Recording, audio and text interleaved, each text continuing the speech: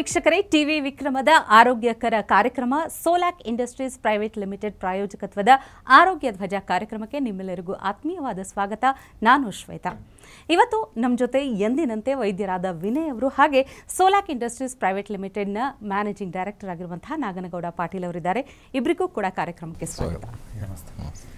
ವೀಕ್ಷಕರೇ, ಮನುಷ್ಯನ ದೈಹಿಕ ಪ್ರಕೃತಿಯಲ್ಲಿ 3 ವಿಧ: ವಾತ, ಪಿತ್ತ, ಕಫ ಅಂತ ಹೇಳ್ತಾರೆ. ಇದು ಎಲ್ಲರೂ ಮಾತಾಡ್ತಾರೆ. ಅಂದರೆ ವಾತ, ಪಿತ್ತ, ಕಫ ಅನ್ನೋದು ಎಲ್ರಿಗೂ ಗೊತ್ತು. ಆದರೆ ಗೊತ್ತಿರೋದು ಎಷ್ಟು ಸತ್ಯ, ತಿಳ್ಕೊಂಡಿರೋದು ಎಷ್ಟು ಸರಿ ಅನ್ನೋದ್ರ ಬಗ್ಗೆ ನಾವು ಈ ಸಂಚಿಕೆಯಲ್ಲಿ ಮಾತಾಡ್ತಾ ಹೋಗ್ತೀವಿ. ಸೊ ವಿನಯ್ ಅವರೇ, ಮೊದಲಿಗೆ ವಾತ ಪ್ರಕೃತಿ ಅನ್ನೋದು ಅಂದರೆ 3 ರೀತಿಯ ಪ್ರಕೃತಿಗಳು ಅಂದರೆ ಒಬ್ಬ ಮನುಷ್ಯನಲ್ಲಿ ಇರುತ್ತೆ ಒಂದಷ್ಟು ಮಟ್ಟಿಗೆ. ಈಗ ಪರ್ಸೆಂಟೇಜ್ ವೈಸ್ ಮಾತಾಡಬೇಕಾ ಅಥವಾ ಹೆಂಗೆ ಅದರ ಪರಿಣಾಮ ಹೇಗಾಗುತ್ತೆ ಅನ್ನೋದು ಹೇಳ್ಬೇಕು. ನಿಮಗೆ ವಾತದ ಬಗ್ಗೆ ಹೇಳ್ಕೊಳ್ಳಿ ಮೊದಲು. ಸೊ ಲೈಕ್ ನಾವು ಕಳೆದ ಎಪಿಸೋಡಲ್ಲೂ ಮಾತಾಡಿದ್ವಿ ನಾವು, ಲೈಕ್ ವಾತ, ಪಿತ್ತ, ಕಫ ಅಂದರೆ ಏನು ಅಂತ. ವಾತ ಅಂದರೆ ಏನು, ಪಿತ್ತ ಅಂದರೆ ಏನು, ಕಫ ಅಂದರೆ ಏನು. ವಾತ ಅಥವಾ ಪಿತ್ತ ಅಥವಾ ಕಫ ಡಿಫೈನ್ ಮಾಡೋದು ಪಂಚಮಹಾಭೂತಗಳು. ಪಂಚಮಹಾಭೂತಗಳಂದರೆ ಯಾವುದು? ಅಗ್ನಿತತ್ವ, ಜಲತತ್ವ, ವಾಯುತತ್ವ, ಆಕಾಶ ತತ್ವ ಮತ್ತು ಭೂಮಿ ತತ್ವ. ಸೊ ಬಾಡಿಯಲ್ಲಿ, ದೇಹದಲ್ಲಿ ತುಂಬ ಜಾಸ್ತಿ ಲೆವೆಲ್ಗೆ ಇರೋದು ಯಾವುದು?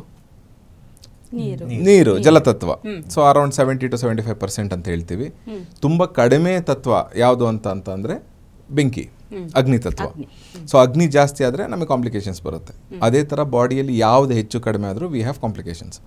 ಸೊ ಈಗ ವಾಯು ಅಥವಾ ವಾತ ಅಂತ ತಗೊಳ್ಳೋದಾದರೆ, ವಾತ ಪ್ರಕೃತಿ ಅಂತ ತಗೊಳ್ಳೋದಾದರೆ, ವಾತ is made up of 2 different things. ಯಾವುದು? ಗಾಳಿ ತತ್ವ ಮತ್ತು ಆಕಾಶ ತತ್ವ. ಸೊ ಜಾಸ್ತಿ ಇರೋದು ಯಾವುದು ಬಾಡಿಯಲ್ಲಿ?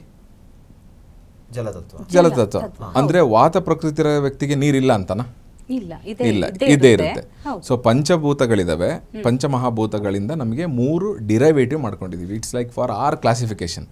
ಸೊ ನಿಮಗೆ ಜಗತ್ತಿನಾದ್ಯಂತ ಆಯುರ್ವೇದದಿಂದ ಹೊರಗಡೆ ತೊಗೊಂಡೋಗಿ ಎಕ್ಟೋಮಾರ್ಫ್, ಮೀಸೋಮಾರ್ಫ್, ಎಂಡೋಮಾರ್ಫ್ ಅಂತ ಕ್ಯಾಟಗರೈಸೇಷನ್ ಮಾಡ್ಕೊಳ್ಳೋದು.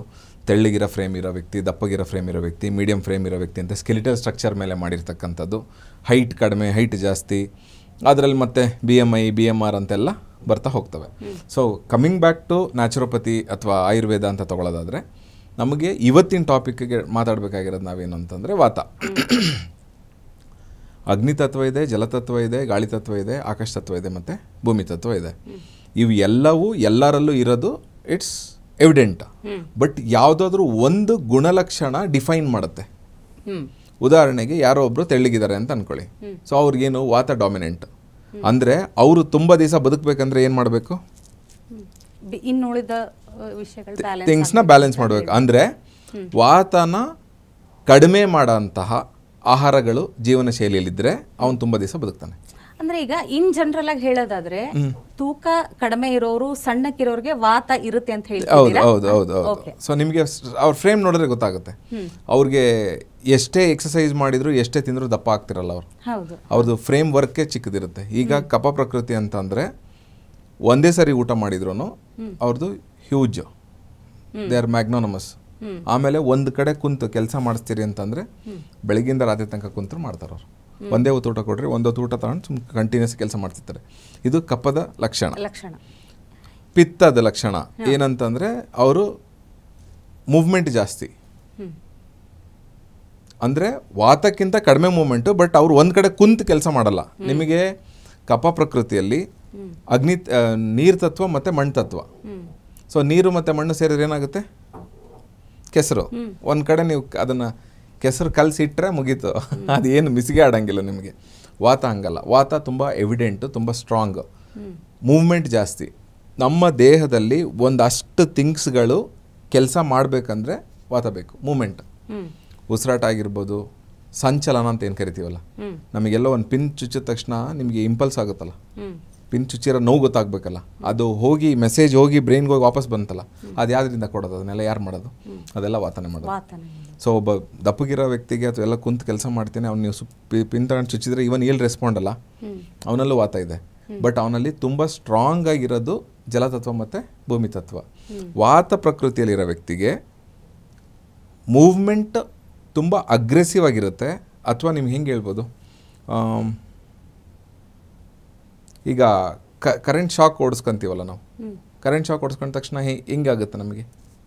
ಫುಲ್ ವೈಬ್ರೇಟ್ ಆಗೋ ರೀತಿಯಲ್ಲಿ ಒಂದು 10-15 ಸೆಕೆಂಡ್ಸ್ ನಾವು ಬ್ಲ್ಯಾಂಕ್ ಹೋಗ್ಬಿಡ್ತೀವಲ್ಲ. ಈ ಆ 3 ಜನ ಇದೀವಿ ಅನ್ಕೊಳ್ಳಿ, ಒಬ್ರು ವಾತ, ಒಬ್ರು ಪಿತ್ತ, ಒಬ್ರು ಕಫ ಇದೀವಿ, ಸೇಮ್ ಅಮೌಂಟ್ ಆಫ್ ಕರೆಂಟು 3 ಜನ ಹೊಡ್ಸ್ಕೊತೀವಿ, ಎಲ್ಲರಿಗೂ ಸೇಮ್ ಇರುತ್ತಾ? ಇರಲ್ಲ. ಸ್ವಲ್ಪ ಅಂದ್ರೆ ಅವರ ರಿಯಾಕ್ಷನ್ ಬೇರೆ ತರ ಇರುತ್ತೆ ಅನ್ಸುತ್ತೆ. ರಿಯಾಕ್ಷನ್ ಬೇರೆ ತರ ಇರುತ್ತೆ. ಸೊ ಇವ್ರಿಗೆ ಆಲ್ರೆಡಿ ಇವ್ರು ವಾತ ಪ್ರಕೃತಿ ಆಗಿರೋದ್ರಿಂದ ಇವ್ರಿಗೆ ಕರೆಂಟ್ ಓಡಿಸ್ಕೊಂಡ ತಕ್ಷಣ ಅದ್ರ ರಿಯಾಕ್ಷನ್ಸು ಫಾಸ್ಟ್ ಇರುತ್ತೆ. ಓಕೆ. ಸೊ ಕಫ ಪ್ರಕೃತಿ ಇರೋರಿಗೆ ಸ್ಲೋ ಇರುತ್ತೆ, ಅವ್ರು ಕರೆಂಟ್ ಓಡಿಸ್ಕೊಂತಾರೆ, ಗೊತ್ತಾಗುತ್ತೆ ಬಾಡಿಗೆ, ಬಟ್ ಅವರಷ್ಟು ಅಗ್ರೆಸಿವ್ ಆಗಿ they might not respond. So ನಿಮಗೆ ವಾತದ ಡೆಫಿನೇಷನ್ನು ಸಿಂಪಲ್ ಭಾಷೆಯಲ್ಲಿ ಅರ್ಥ ಆಗಬೇಕಂದ್ರೆ, ಸಿನಿಮಾ ಆ್ಯಕ್ಟರ್ಸ್ಗಳು ಎಲ್ಲರೂ ನೋಡೋದ್ರಿಂದ ನಾವು ಚಿಕ್ಕಣ್ಣ ಹೇಳ್ಬೋದು. ಸಿನಿಮಾ ಆ್ಯಕ್ಟರ್ ಚಿಕ್ಕಣ್ಣ ಇದಾರಲ್ಲ, ಶರಣ್ಣ, ಸೊ ಇವರೆಲ್ಲ ನೀವು ನೋಡಿದ್ರೆ ದೇ ಡೋಂಟ್ ಏಜ್ ಸೂನು, ಅವ್ರಿಗೆ ಏಜ್ ಆಗೋದು ಗೊತ್ತಾಗೋದಿಲ್ಲ ನಿಮಗೆ. ಯಾವಾಗಲೂ ತೆಳ್ಳಗೆ ಇರ್ತಾರೆ, ಅಷ್ಟೇ ಹೈಟ್ ಇರ್ತಾರೆ, ಹಾಗೆ ಇರ್ತಾರೆ, ಏನು ಗೊತ್ತಾಗಲ್ಲ. ಪಿತ್ತ ಪ್ರಕೃತಿ ಇರೋರು, ಅಲ್ಲ ನೀವು ಹೇಳೋದು ಕೇಳಿದ್ರೆ ಎಷ್ಟು ಚೆನ್ನಾಗಿದೆ ಗೊತ್ತಾ, ಈಗ ವಾತ ಪ್ರಕೃತಿ ಎಲ್ಲರೂ ಸಿಗುತ್ತಾ ಅಂಗಡಿಲಿ ತಗೊಳ್ಳೋಣ ಅನ್ನೋ ರೀತಿ ಹೇಳಿ. ಹೇಗಿದು ಪಡ್ಕೊಳ್ಳಂಗಿಲ್ಲ ಆಕ್ಚುಲಿ, ಅದು it is boon as well as bane, ಶಾಪನೂ ಹೌದು, ಅದು ವಾತ ಪ್ರಕೃತಿ ಶಾಪನೂ ಹೌದು. ಸೊ ಈಗ ವರ ಹೇಗೆ ಅನ್ನೋದ್ರ ಬಗ್ಗೆ ಹೇಳಿದ್ವಿ. ಓಕೆ, ಶಾಪದ ಬಗ್ಗೆ ಹೇಳಬೇಕು. ನೀವು ವಾತ ವೃದ್ಧಿ ಇರ್ತಕ್ಕಂತಹ ಲೈಫ್ ಸ್ಟೈಲ್ನ ಮೇಂಟೈನ್ ಮಾಡ್ಕೊಳ್ತಾ ಹೋದ್ರಿ ಅಂದ್ರೆ, ಡ್ರೈನೆಸ್ ಜಾಸ್ತಿ ಆಯ್ತು ಅಂದ್ರೆ ಏಜಿಂಗ್ ಜಲ್ದಿ ಆಗ್ಬಿಡ್ತಾರೆ. ಸೊ ನೀವು ಅದಕ್ಕೆ ಕೌಂಟರ್ ಕೊಡಬೇಕು. ವಾತ ಪ್ರಕೃತಿಯಲ್ಲಿರೋ ವ್ಯಕ್ತಿ ಆ್ಯಂಟಿ ವಾತ ಜೀವನ ಶೈಲಿ ಅಳವಡಿಸ್ಕೋಬೇಕು.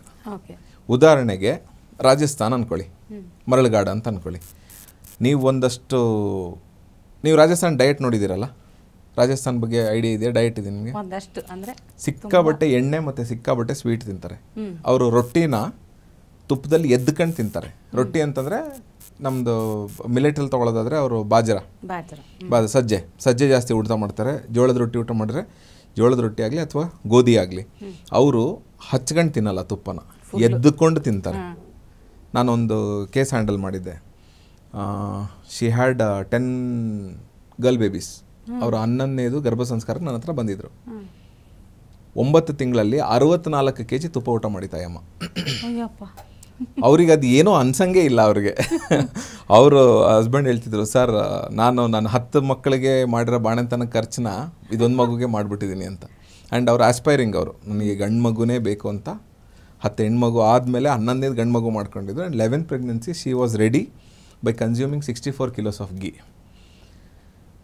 ನಮಗೆ ಸೋಷಿಯಲ್ ಮಿತ್ತೇನೋ, ತುಪ್ಪ ತಿಂದರೆ ಹಾರ್ಟ್ ಅಟ್ಯಾಕ್ ಆಗಿಬಿಡುತ್ತೆ, ದಪ್ಪ ಆಗಿಬಿಡ್ತಾರೆ, ಕೊಲೆಸ್ಟ್ರಾಲ್ ಜಾಸ್ತಿ ಆಗುತ್ತೆ, ಈ ಥರದ್ದೆಲ್ಲ ಮಿಕ್ಸ್ಗಳಿದೆ. ಅದು ಸುಳ್ಳದು. ಸೊ ನಿಮಗೆ ವಾತ ಜಾಸ್ತಿ ಇರೋಂಥ ಬಾಡಿ ಟೈಪ್ಗೆ ನೀವು ಜಿಡ್ಡಿನಾಂಶ ಕೊಡಲೇಬೇಕು. ಸೊ ಆವಾಗ ಯು ಆರ್ ಕೌಂಟರಿಂಗ್ ವಾತ ಎಫೆಕ್ಟು. ವಾತ ಎಫೆಕ್ಟ್ ಜಾಸ್ತಿ ಆದರೆ ಏನಾಗುತ್ತೆ? 60 ವರ್ಷಕ್ಕೆ ಅರಳು ಮರಳು ಅಂತಾರಲ್ಲ, ಅಲ್ಝೈಮರ್ಸು, ಪಾರ್ಕಿನ್ಸನ್ನು, ಸ್ಟ್ರೋಕು, ನಿಮಗೆ ಆರ್ಥರೈಟಿಸು, ಇವೆಲ್ಲ ಬರೋದು ವಾತ ವಿಕೃತಿಯಿಂದ.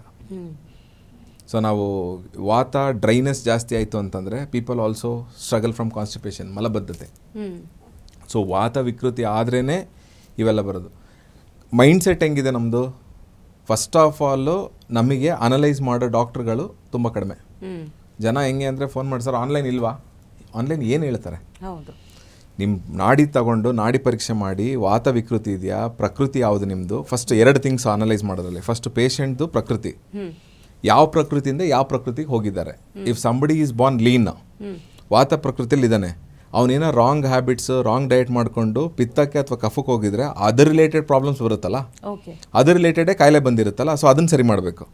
So first of all you need to know a very good doctor ಹತ್ರ ಹೋಗಿ ಅವ್ರು ನಾಡಿ ಪರೀಕ್ಷೆ ಮಾಡ್ತಾರೆ. ನಿಮ್ಮದು ವಾತ ಪಿತ್ತ ಕಫ ಯಾವುದು ಪ್ರಕೃತಿ ಯಾವುದು ವಿಕೃತಿ, ಆ ವಿಕೃತಿನ ಸರಿ ಮಾಡೋದು ಹೆಂಗೆ ನಾಡಿ ಪರೀಕ್ಷೆಯಲ್ಲೇ ಗೊತ್ತಾಗ್ಬಿಡುತ್ತೆ. ಎಷ್ಟೊಂದಿದೆ ಮೇಡಮ್ ನಾಡಿ ಪರೀಕ್ಷೆ ಅಂತಂದರೆ, ಲೈಕ್ ನಿಮ್ಮ ಪೇಷಂಟ್ ನೋಡ್ತಿದ್ದಂಗೆ ವಿ ಕ್ಯಾನ್ ಐಡೆಂಟಿಫೈ. ಈಗ ನೀವು ನನ್ನ ಕ್ಲಿನಿಕಿಗೆ ಬಂದ್ರಿ, ಇಮ್ಯಾಜಿನ್ ಇದು ನನ್ನ ಕ್ಲಿನಿಕ್ ಅಂತ. ನೀವು ಬಂದ ತಕ್ಷಣ ನಾನು ನಿಮ್ದು ಏನೇನು ಅಬ್ಸರ್ವ್ ಮಾಡ್ತೀನಿ, ಕೂದಲು ಹೆಂಗಿದೆ. ಸೊ ಕೂದಲು will represent your kidneys related to water element. ನಿಮ್ಮ ಚರ್ಮದ ಕ್ವಾಲಿಟಿ ಹೆಂಗಿದೆ, ಚರ್ಮ is related to your intestine. ನಿಮ್ಮ ರಕ್ತದ ಕ್ವಾಲಿಟಿ ಹೆಂಗಿದೆ, ನಿಮ್ಮ ಕಣ್ಣು ಕ್ವಾಲಿಟಿ ಹೆಂಗಿದೆ, ಕಣ್ಣಿಂದ ಸ್ಕ್ಲೆರಾದ ಕಲರ್ ಯಾವುದಿದೆ, ಹಳದಿ ಇದೆ ಅಂತಂದರೆ ನಿಮ್ಮ ಲಿವರ್ ಹಾಳಾಗಿದೆ ಅಂತ. ಸೊ ನಿಮ್ಗೆ ಬರ್ತಿದ್ದಂಗೆ ನಾವು ಪೇಷಂಟ್ ನೋಡ್ತಿದ್ದಂಗೆ ಒಂದಷ್ಟು ಪ್ಯಾರಾಮೀಟರ್ಸ್ ತಗೋತೀವಿ. ಹಲ್ಲು ತೋರಿಸಿ ಅಂತ ಅಂತೀವಿ, ಒಸಡು ಹೆಂಗಿದೆ, ಹಲ್ಲಿನ ಟೆಕ್ಸ್ಚರ್ ಹೆಂಗಿದೆ, ನಾಲ್ಗೆ ಹೊರಗಡೆ ತೆಗೀರಿ ಅಂತ. ನಾವು ಸಣ್ಣವ್ರಿದ್ದಾಗ ಹೌದು, ನಾಲ್ಗೆ ನೋಡ್ತಿದ್ದಂಗೆ ಗೊತ್ತಾಗುತ್ತೆ ನೀವು ತಿಂದಿರೋ ಆಹಾರ ಜೀರ್ಣ ಆಗಿದೆಯಾ ಇಲ್ವಾ. ಆಮೇಲೆ ಅನ್ವಾಂಟೆಡ್ ಫೇಶಿಯಲ್ ಹೇರ್ಸ್, ಗಂಡು ಮಕ್ಕಳಿಗೆ ಹೆಣ್ಮಕ್ಳಿಗೆ. ಕೆಲವರು ಗಂಡು ಮಕ್ಳು 25 ವರ್ಷ ಆಗಿದ್ರು ಗಡ್ಡ ಬಂದಿರೋದಿಲ್ಲ. ಸೊ ಹಾರ್ಮೋನ್ಸ್ ಯಾವ ಕಡಿಮೆ ಇದಾವೆ, ಯಾವ ಹಾರ್ಮೋನ್ಗೆ ಯಾವ ಧಾತು ವೀಕ್ ಇದೆ ಅಂತ. Same thing with women, unwanted facial air. ಗಂಡು ಮಕ್ಕಳಿಗೆ ಕಿವಿ ಮೇಲೆ ಕೂದಲು ಬಂದರೆ ಚೆನ್ನಾಗಿ ಕಾಣಿಸುತ್ತೆ, ಹೆಣ್ಮಕ್ಳಿಗೆ ಚಂದ ಕಾಣಲ್ಲ. ಸೊ ಟಫ್ ಏರ್ ಇದೆ. ಸೊ ಯಾವುದು ರಿಸೆಸಿವ್ ಜೀನ್, ಯಾವುದು ಪಾಸಿಟಿವ್ ಜೀನ್, ಯಾವುದು ನೆಗೆಟಿವ್ ಜೀನ್, ಯಾವುದು ಚರ್ಮದ ಕ್ವಾಲಿಟಿ ಹೆಂಗೆ, ಉಗುರು ಕ್ವಾಲಿಟಿ ಏನು, ನೀವು ಇವನ್ನೆಲ್ಲ ಅಸೆಸ್ ಮಾಡ್ಕೋತೀವಿ ನಾವು. ನಾಡಿ ಪರೀಕ್ಷೆ ಅಂದರೆ ಬರೀ ನಾಡಿ ನೋಡಿ ಹೇಳಿದ್ರೆ ಎಸ್ ಯು ಬಿಕಮ್ ಗಾಡ್, ಅದು ಒನ್ ಆಫ್ ದಿ ಪ್ಯಾರಾಮೀಟರ್. ನಿಮಗೆ 10 ಪ್ಯಾರಾಮೀಟರ್ಸ್ ಇದಾವೆ. ಬಹಳಷ್ಟು ಅಂದ್ರೆ ಸಿಂಪ್ಟಮ್ಗಳು ಅಂದ್ರೆ ನೋಡಿ ಹೇಳ್ಬಹುದು. ಹೌದು, ನೋಡ್ತಿದ್ದಂಗೆನೆ ಗೊತ್ತಾಗುತ್ತೆ. ಚರ್ಮ ಆಗಿರಬಹುದು, ಎಲ್ಲವನ್ನು ಹೇಳ್ಬಹುದು. ಬಟ್ ಈಗ ವಾತ ಪ್ರಕೃತಿ ಇರುವಂತವರಿಗೆ ಹೇಗೆ ಅಂದ್ರೆ ಫುಡ್ ಸ್ಟೈಲ್, ಫುಡ್ ಡಯಟ್ ಹೇಗೆ ಗೊತ್ತಾಗ್ಬೇಕು? ಈಗ ನೀವು ಕಳೆದ ಸಂಚಿಕೆಯಲ್ಲಿ ಹೇಳಿದ್ರಿ, ಈಗ ಗಾಳಿಯಲ್ಲಿ ಬೆಳೆಯುವಂತಹ ಒಂದು ಆಹಾರಗಳು. ಥಿಂಗ್ ಈಸ್, ಈಗ ನಾವು ಅಡಿಗೆ ಮನೇಲಿ ಇರ್ತೀವಪ್ಪ, ಈಗ ನಮ್ಗೆ ಅಡಿಗೆಗೆ ಏನ್ ಸಿಕ್ಕರೆ ಸಾಕು, ಬೇಗ ಅಡಿಗೆ ಮಾಡಿ ಮುಗಿಸೋಣ ಅನ್ನೋ ರೀತಿ. ಸೊ ಅದೆಲ್ಲ ಅಂದ್ರೆ ಒಂದಷ್ಟು ರೂಢಿ ಮಾಡ್ಕೊಳ್ಬೇಕಾಗತ್ತೆ. ಬಟ್ ಸ್ಟಿಲ್ ಈಗ ಮನೇಲಿ ಎಲ್ಲಾ ರೀತಿಯ ಪ್ರಕೃತಿಯವರು ಇರಬಹುದೇನೋ. ಈಗ ವಾತ ಪ್ರಕೃತಿ ಇರುವಂತವ್ರಿಗೆ, ಆ ಸ್ಟ್ರಾಂಗ್ ಗುಣಲಕ್ಷಣ ಇರುವಂತವ್ರಿಗೆ ಏನ್ ಆಹಾರ ಪದ್ಧತಿನ ಸಜೆಸ್ಟ್ ಮಾಡ್ತೀವಿ? ಪರ್ಫೆಕ್ಟ್, ಒಂದು ಬ್ಯೂಟಿಫುಲ್ ಕ್ವಶನ್, ಸ್ವಲ್ಪ ದೊಡ್ಡ ಆನ್ಸರ್ ಕೂಡ. ಈಗ ನಾನು ಸ್ಟಾರ್ಟಿಂಗ್ ಈ ಟಾಕ್ ಶುರು ಮಾಡ್ಬೇಕಾದ್ರೆ we were talking about biggest element ಯಾವುದು ಅಂತ. ಪಂಚಮಹಾಭೂತಗಳಲ್ಲಿ ದೊಡ್ಡ ಎಲಿಮೆಂಟ್ ಯಾವುದು? ಜಲತತ್ವ. ಅಂದರೆ ನೀರಲ್ಲಿ ಜಲತತ್ವ ಜಾಸ್ತಿ ಇರಬೇಕು ಅನ್ನೋದು ಸರಿನಾ? ಸೊ ಎಲ್ಲರಿಗೂ ಒಂದಂತ ಆಹಾರ. ಒಂದು ಮನೆಯಲ್ಲಿ 4 ಜನ ಇದ್ದರೆ 4 ಜನಕ್ಕೂ ಬೇರೆ ಪ್ರಕೃತಿ ಇರ್ಬೋದು, ಇಲ್ಲ ಇಬ್ಬರು ಬೇರೆ ಇರ್ಬೋದು, ಅಥವಾ ಒಬ್ಬೊಬ್ರು ಒಂದೊಂದು, ಒಬ್ಬರು ಒಂದಕ್ಕೆ ಪೂರಕವಾಗಿರ್ಬೋದು. ಲೆಟ್ಸೆ 4 ಜನ ನಿಮ್ಮನೇಲಿದ್ದೀರಿ, ಇಬ್ರು ತೆಳ್ಳಗಿದ್ದಾರೆ, ಒಬ್ರು ದಪ್ಪ ಇದ್ದಾರೆ, ಒಬ್ರು ಮೀಡಿಯಂ ಇದ್ದಾರೆ. ಸೊ ದಪ್ಪ ಇರೋರು ಕಫ ಅಂತ ತಗೊಂಡ್ರೆ, ಮೀಡಿಯಂ ಆಗಿರೋರು ಪಿತ್ತ ಅಂತ ತಗೊಂಡ್ರೆ, ತೆಳ್ಳಗಿರೋರು ಇಬ್ರು ವಾತ ಅಂತ ತಗೊಂಡ್ರೆ, ನೀವು ಎಲ್ಲರಿಗೂ ಒಂದೇ ಅಡಿಗೆ ಮಾಡೋಕ್ಕಾಗುತ್ತಾ? ಆಗಲ್ಲ. ಮಾಡ್ತಾ ಇದೀವಲ್ಲ, ಆದ್ರೆ ನಾವು ಹಂಗೆ ಮಾಡ್ತಿದ್ದೀವಿ, ಅಡಿಗೆ ಪದ್ಧತಿ ಹಾಗೆ ಇದೆ. ಸೊ ಇದಕ್ಕೆ ಪೂರಕವಾಗಿರ್ತಕ್ಕಂಥ ಬ್ಯಾಲೆನ್ಸಿಂಗ್ ಫುಡ್ಸ್ನ ತಗೋಬೇಕು. ಈಗ ಹೆಂಗೆ ಹೇಳಿ ನಿಮಗೆ, ರೈಸ್ ಅಡುಗೆ ಮಾಡ್ತೀವಿ, ವಾತ ಪಿತ್ತ ಕಫ 3 ಜನಕ್ಕೆ ರೈಸ್ ಬೇಕೇ ಬೇಕಾ? ಅನ್ನ ಬೇಕಾ? ಅನ್ನ ಹೆಂಗೆ ಬೇಯಿಸ್ಬೇಕು? ಕುಕ್ಕರ್ ಬೇಡ ಅಂತ ಹೇಳ್ಬಿಟ್ಟು, ಕುಕ್ಕರ್ ಬೇಡ ಅಂತ ಹೇಳಿದ್ವಿ, ಸೀಟಿ ಬೇಡ ಅಂತ. ಆದರೆ ರೈಸ್ ಬೆಳೆಯೋದು ನೀರು ಜಾಸ್ತಿ ಇರ್ತಕ್ಕಂಥ ಜಾಗದಲ್ಲಿ. ಹಳೇದು ಮಾಡೋಕ್ಕೆ 2 ವರ್ಷ 3 ವರ್ಷ ನಾವು ಹಳೆ ಅಕ್ಕಿನ ಬಳಸಬೇಕು ಅಂತ ಹೇಳಿದ್ವಿ. ವಾಪಸ್ ವಾಟರ್ ರಿಚ್ ಇರೋ ಜಾಗದಲ್ಲಿ ಬೆಳೆದಿರ್ತಕ್ಕಂಥ ಅಕ್ಕಿನ ನಾವು 2 ರಿಂದ 3 ವರ್ಷ ಇಟ್ಟು ಒಣಗಿಸಿದ್ದೀವಿ ಅಂತಂದರೆ ಅದು ವಾಪಸ್ ರೀಹೈಡ್ರೇಟ್ ಆಗಬೇಕು ರೈಸು. ಸೊ ಏನು ಮಾಡಬೇಕು? 4 ರಿಂದ 5 ತಾಸು ಚೆನ್ನಾಗಿ ನೆನೆಸಿಟ್ಬಿಟ್ಟು ಓಪನ್ ಪಾತ್ರೆಯಲ್ಲಿಟ್ಟು ಬೇಯಿಸ್ಬೇಕು. ಓಪನ್ ಪಾತ್ರೆ ಯಾವುದು ಈಸಿಯಾಗಿ ಲೀಚ್ ಆಗಲ್ಲ ಅಂಥದ್ದು. ಅಲ್ಯೂಮಿನಿಯಂ ಈಸಿಯಾಗಿ ಲೀಚ್ ಆಗುತ್ತೆ, ಕಡಿಮೆ ಕ್ವಾಲಿಟಿ ಸ್ಟೇನ್ಲೆಸ್ ಸ್ಟೀಲು ಸರಿಯಾಗಿ ಬಾಳಿಕೆ ಬರಲ್ಲ ಅಂತ ಬೇಡ. ಸೊ ಯಾವುದು ಉಪಯೋಗಿಸ್ಬೋದು? ಹಿತ್ತಾಳೆ ಉಪಯೋಗಿಸ್ಬೋದು, ಮಣ್ಣಿಂದ ಉಪಯೋಗಿಸ್ಬೋದು, ಅಥವಾ ಚೆನ್ನಾಗಿರೋ ಕ್ವಾಲಿಟಿ ಸ್ಟೇನ್ಲೆಸ್ ಸ್ಟೀಲು ಕಬ್ಬಿಣದ ಪಾತ್ರೆ ಉಪಯೋಗಿಸ್ಬೋದು. ನೀವು ಯಾವಾಗ ಅನ್ನನ ಬೇಯಕ್ಕೆ ಇಡ್ತೀರಲ್ಲ, ನೀವು ಅನ್ನ ಬೇಯಕ್ಕೆ ಇಟ್ಟ ತಕ್ಷಣ ಫ್ರೆಶ್ ಆಕ್ಸಿಜನ್ ಮಿಕ್ಸ್ ಆಗುತ್ತೆ ಅದಕ್ಕೆ. ನೀವು ಕುಕ್ಕರ್ಲಿ ಸೀಲ್ಡ್ ಎನ್ವಿರಾನ್ಮೆಂಟ್. ಸೊ ನೀವು ಇಲ್ಲಿ ವಾಯುನ ವಿಕೃತಿ ಮಾಡ್ತಿದ್ದೀರಾ, ಕುಕ್ಕರ್ಲಿ ಅಡುಗೆ ಮಾಡ್ತಿದ್ದೀರಾ ಅಂತಂದರೆ, ಓಪನ್ ಪಾತ್ರೆಯಲ್ಲಿ ಬೇಯಿಸ್ತಿದ್ದೀರಾ ಅಂತಂದರೆ ನಿಮಗೆ ವಾಯು ಕ್ಲೀನಾಗಿ ಅಬ್ಸಾರ್ಬ್ ಆಗ್ತಿದೆ. ಅಗ್ನಿ ತತ್ವ ಸಿಮ್ಮಲ್ಲಿ ಇಟ್ಟಿದ್ದೀರಾ, ಕಡಿಮೆಯಲ್ಲಿ ಇಡ್ತೀರಾ. ಅಂದರೆ ನೀವು ಓಪನ್ ಪಾತ್ರೆ ಇಟ್ಟರೆ ಜಾಸ್ತಿ ಇಟ್ಟರೆ ಅದು ಉಕ್ಕೆಲ್ಲ ಚೆಲ್ಬಿಡುತ್ತೆ. See nature is very intelligent. ನಾವೇ we try to be over smart. ಅದಕ್ಕೆ ಕುಕ್ಕರ್ ಕಂಡು ಹಿಡ್ಕೊಂಡಿದ್ದೀವಿ ಜಲ್ದಿ ಸಾಯಕ್ಕೆ. ಸೊ ಓಪನ್ ಪಾತ್ರೆಯಲ್ಲಿ ನಮಗೆ ನೀರಿಟ್ಟಿದ್ದೀವಿ, ಅಕ್ಕಿ ಕುದಿ ಬಂತು, ಅಕ್ಕಿ ಹಾಕಿದ್ವಿ, ಚೆನ್ನಾಗಿ ನೆನೆಸಿರೋ ಅಕ್ಕಿ ಹಾಕಿದ್ವಿ, ಅದು ಕುದಿತಾ ಇತ್ತು ಅಂದರೆ ನೀವು ಸಿಮ್ಮಲ್ಲಿ ಇಟ್ಟರೆ ಬೇಯೋದು. ಅದು ಓಪನ್ ಇಟ್ಟರೆ ಅದೆಲ್ಲ ಚೆಲ್ಲೋಗ್ಬಿಡುತ್ತೆ. ಸೊ ವಾಟ್ ದಟ್ ಡಸ್ ಮೀನ್ ಅಂದರೆ ಈ ಅಕ್ಕಿ ಅನ್ನ ಬೇಯಿಸೋದ್ರಿಂದ ನೀವು ಏನು ಅರ್ಥ ಮಾಡ್ಕೊತಾ ಇದ್ದೀರಾ? ಇಲ್ಲೆಲ್ಲ ವಿಷಯಗಳು ಬ್ಯಾಲೆನ್ಸ್ ಆಗ್ತಾ ಇದೆ ಅಂತ. ಸೊ ಬೆಂಕಿ ತತ್ವ ಇದೆ, ಅರ್ತ್ ಎಲಿಮೆಂಟ್ ಇದೆ, ಚೆನ್ನಾಗಿ ಅದನ್ನ ನೆನೆಸಿದ್ದೀವಿ, ವಾಟರ್ ಎಲಿಮೆಂಟ್ ಕೊಟ್ಟಿದ್ದೀವಿ, ಗಾಳಿ ತತ್ವ ಇದೆ. ಸನಾತನದಲ್ಲಿ ಕಿಚನ್ಸ್ ಇಂಡಿಯನ್ ಯಾವಾಗಲೂ ನಾವು ಹೇಳೋದೇನು ಅಂತಂದರೆ ಅಗ್ನಿಮೂಲೆಯಲ್ಲಿ ಇರಬೇಕು ಅಂತ. ಅಗ್ನಿಮೂಲೆಯಲ್ಲಿ ಏನಕ್ಕೆ ಇರಬೇಕು ಅಂತಂದರೆ ಕಾಸ್ಮಿಕ್ ಎನರ್ಜಿ ಎಂಟರ್ ಆಗುತ್ತೆ ಅಂತ. ಸೂರ್ಯನ ಬೆಳಕು ಸಹ ಇದ್ದಾಗೂ ಅದಕ್ಕೆ ಬೆಳಕು. ಸೂರ್ಯನ ಬೆಳಕು ಅಂದರೆ ಸೂರ್ಯನ ಬೆಳಕು ಒಂದೇನಾ? ವಿಸಿಬಲ್, ಇನ್ವಿಸಿಬಲ್ ಎಲ್ಲ ಥರದ ರೇಡಿಯೇಷನ್ಸು ಇದೆ ಪ್ರಕೃತಿಯಲ್ಲಿ, ಕಾಸ್ಮಿಕಲ್ಲಿ. ಸೊ ಅದು ಕಾಸ್ಮಿಕ್ ಎನರ್ಜಿ. ಸೊ ನಾವು ಊಟ ಅನ್ನ ಮಾಡ್ತಿರೋದನ್ನ ಅಗ್ನಿ ತತ್ವದ ಬ್ಯಾಲೆನ್ಸ್ ಮಾಡೋಕ್ಕೆ ಅಡುಗೆ ಮನೆಯಲ್ಲಿ ನಾವು ಕುಕ್ ಮಾಡೋಕ್ಕೆ ಶುರು ಮಾಡಿದ್ವಿ ಅಂತಂದರೆ that becomes 5 element balanced food. ಈಗ ನಮಗೆ ಚಾಲೆಂಜ್ ಬರ್ತಿರೋದು ಎಲ್ಲಿ ಅಂತಂದ್ರೆ ಯಾವ ತರಕಾರಿ ಯಾರು ತಿನ್ಬೇಕು ಯಾರು ತಿನ್ನಬಾರ್ದು ಅಂತ. ಈಗ ವಾತ ಏನು ಕೊಡಬೇಕು ಅಂತ 70% ನೀರು ಕೊಡಬೇಕು, ರೈಸ್ ಕೊಟ್ಟಿದ್ದೀವಿ. ಇದು ವಾತಕ್ಕೆ ಅಗ್ರೆಸಿವ್ ಆಗಿ ಕ್ರಿಯೇಟ್ ಮಾಡದೇ ಇರೋಂಥ ಫುಡ್ಗಳನ್ನ ಕೊಡ್ಬೇಕು ನಾವಲ್ವಾ. ಅಂದರೆ ನಾನು ಆಗಲೇ ಹೇಳಿದೆ, ವಾತ ವ್ಯಕ್ತಿ ಜಾಸ್ತಿ ಬದುಕಬೇಕಂತಂದರೆ ಅದಕ್ಕೆ ಕೌಂಟರಿಂಗ್ ಆ್ಯಂಟಿ ವಾತ ಊಟ ಮಾಡ್ಕೊಂಡಿದ್ರೆ ಅವನು ತುಂಬ ಚೆನ್ನಾಗಿ ಬದುಕಿರ್ತಾನಂತ. ಅಂದ್ರೆ ಪಿತ್ತ ಕಫದ ಊಟಗಳು ಜಾಸ್ತಿ ಮಾಡಿದ್ರೆ ಎಲ್ಲ ಬ್ಯಾಲೆನ್ಸ್ ಆಗುತ್ತೆ. ಓಕೆ. ಸೊ ಯಾವುದು ಲಾಸ್ಟ್ ಟಾಪಿಕ್ಕು, ಗಾಳಿಯಲ್ಲಿ ಬೆಳೆಯೋ ಅಂಥದ್ದು. ಉದಾಹರಣೆಗೆ ನಾನು ನುಗ್ಗೆಕಾಯಿ ತಿನ್ನಬೇಕು ಅಂತಂದರೆ, ಸೊ ನುಗ್ಗೆಕಾಯಿ ಇವ್ರಿಗೆ ತಿಂದರೆ ಏನಾಗುತ್ತೆ, ಅಗ್ರೆಷನ್ ಕ್ರಿಯೇಟ್ ಆಗಬೇಕು. ಆ ದೋಷ ಹೊಡೆಯೋಕ್ಕೆ ನಾವೇನು ಮಾಡ್ತಾ ಇದ್ದೀವಿ, ನಾಟಿ ಹಸುವಿದು ತುಪ್ಪ ಹಾಕ್ತಾ ಇದ್ದೀವಿ. ಸೊ ಅವಾಗೇನಾಯಿತು, ರೈಸ್ ಇದೆ, ರೈಸಲ್ಲಿ ನಿಮಗೆ ವಾಟರ್ ಕಂಟೆಂಟ್ ಇದೆ, ತುಪ್ಪದಲ್ಲಿ ನಿಮಗೆ ಫ್ಯಾಟ್ ಕಂಟೆಂಟ್ ಇದೆ. ಸೊ ನೀವು ನುಗ್ಗೆಕಾಯಿ ಇಂದ ಆಗ್ತಿರ್ತಕ್ಕಂಥ ಡ್ಯಾಮೇಜ್ನ we are controlling with ghee. But ನಾವು ಪ್ರಾಬ್ಲಮ್ ಮಾಡ್ತಿರೋದೇನು, ಅಗ್ರೆಸಿವ್ ಆಗಿ ಅಡುಗೆ ಮಾಡ್ತೀವಿ. ನೀವು ಹೇಳಿದ್ರಲ್ಲ, ಅಡುಗೆ ಮನೇಲಿ ಏನಿದೆ ಫಸ್ಟ್ ಮಾಡಿ ಹೊರಗೆ ಬಂದುಬಿಟ್ರೆ ಸಾಕಪ್ಪ ಅಂತ ಮಾಡ್ತೀವಿ. ಏನು ಮಾಡ್ತೀವಿ, ನುಗ್ಗೆಕಾಯಿ ಸಾರಿಗೆ ಏನು ಮಾಡ್ತೀರಿ, ಮುಳುಗಾಯಿ ಸಿಕ್ಕರೆ ಮುಳುಗಾಯಿ, ಆಲೂಗಡ್ಡೆ ಸಿಕ್ಕರೆ ಆಲೂಗಡ್ಡೆ, ತೊಗರಿಬೇಳೆ ಸಿಕ್ಕರೆ ತೊಗರಿಬೇಳೆ, ಸಿಕ್ಕರೆ ಅಲ್ಲ ಎಲ್ಲ ಸೇರಿಸಿ ಜೋಡಿಸಿ ಬೇಳೆ ಅನ್ನೋದು ಬಳಸ್ತೀವಿ. ಹೌದು.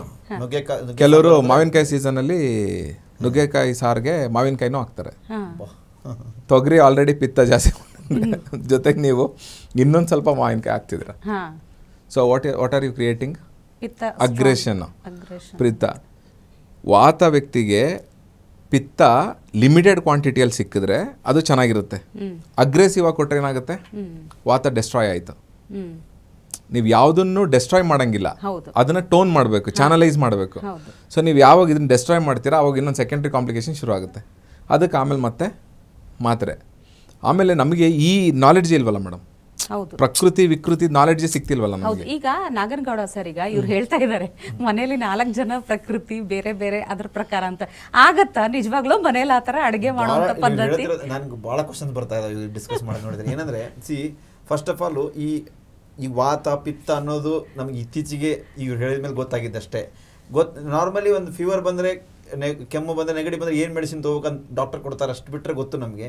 ಬಟ್ ಇವನ್ನೆಲ್ಲ ಮತ್ತು ಇವನ್ನೆಲ್ಲ ಮೇಂಟೈನ್ ಮಾಡೋದ್ರಿಂದ ನನ್ನ ಕ್ವಶನ್ ಸರ್, ಇವನ್ನೆಲ್ಲ ಮೇಂಟೈನ್ ಮಾಡೋದ್ರಿಂದ ಲಾಂಗ್ ಲೈಫಾ ಅಥವಾ ಡಿಸೀಸ್ ಫ್ರೀನಾ, ಏನು ಸಾಧ್ಯತೆ ಇದೆ ಇದನ್ನೆಲ್ಲ ಮೇಂಟೈನ್ ಮಾಡೋದ್ರಿಂದ? ನಾನು ಬದುಕಿದ್ದೀವಲ್ಲ 70 ವರ್ಷ 80 ವರ್ಷ ಬದುಕಿದ್ದೀವಿ, ನಾವು ಇದೇ ಥರ ಬದುಕಿದ್ದೀವಿ, ಹಿಂದೂ ಇದೇ ಥರ ಬದುಕಿದ್ದೀವಿ.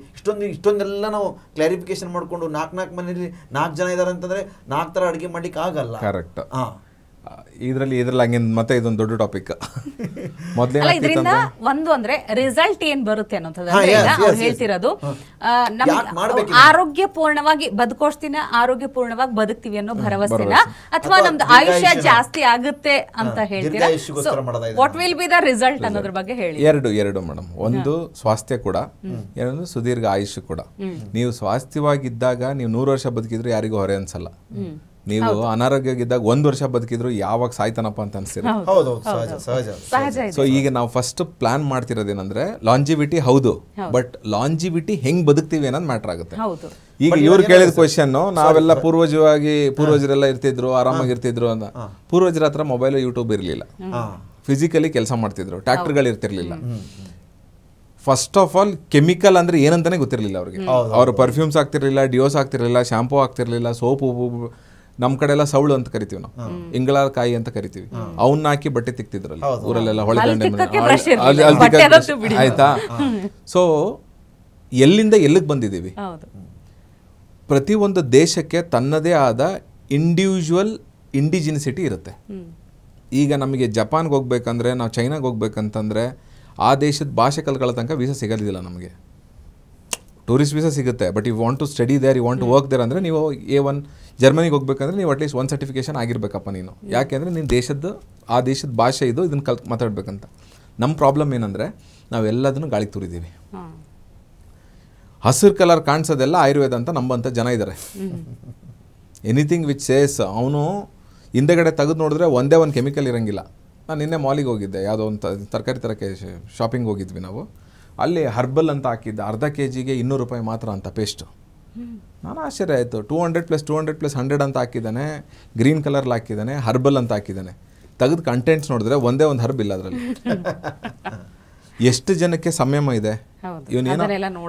ನಮಗೆ ಹೆಂಗಾಗುತ್ತೆ ಗೊತ್ತಾ, 2000 ಇಸ್ವಿಯಿಂದ ಈಚೆಗೆ, 1990 ಈಚೆಗೆ ಗ್ಲೋಬಲೈಸೇಷನ್ ಅಗ್ರಿಮೆಂಟ್ ಸೈನ್ ಆಯ್ತಲ್ಲ, LPG liquidisation privatisation globalisation agreement sign ಆದ್ಮೇಲಿಂದ ನಮಗೆ ದಾರಿದ್ರ್ಯ ಬಂದು ತಲೆ ಮೇಲೆ ಹಾಸ್ಕೊಂಡು ಹೊಚ್ಕೊಂಡು ಮಲ್ಕೊಂಡ್ಬಿಟ್ಟಿದೆ. ಅದು ಎಬ್ಬಿಸಿ ಕಳ್ಸೋಕೆ ರೆಡಿ ಇಲ್ಲ ನಮಗೆ. We are in to that dilemma of cheap and best. ಸಾಧ್ಯನೇ ಇಲ್ಲ ನಿಮಗೆ. ಚೀಪಾಗಿರೋದು ಬೆಸ್ಟ್ ಆಗಿರೋಕ್ಕೆ ಸಾಧ್ಯ ಇಲ್ಲ, ಬೆಸ್ಟ್ ಆಗಿರೋದು ಚೀಪ್ ಆಗಿರೋಕ್ಕೆ ಸಾಧ್ಯ ಇಲ್ಲ. ಅದು ನೀವು ಅಕ್ಸೆಪ್ಟ್ ಮಾಡ್ರಿ ಬಿಡ್ರಿ. ಇಲ್ಲ ಹಂಗಂತ ಈಗ ಕಾಸ್ಟ್ಲಿ ಆಗಿರೋದೇ ಒಳ್ಳೇದು ಅಂತ ಹೇಳ್ತೀರಾ? ನನ್ಗೆ ಹಂಗೆ ಹೇಳ್ತಿಲ್ಲ.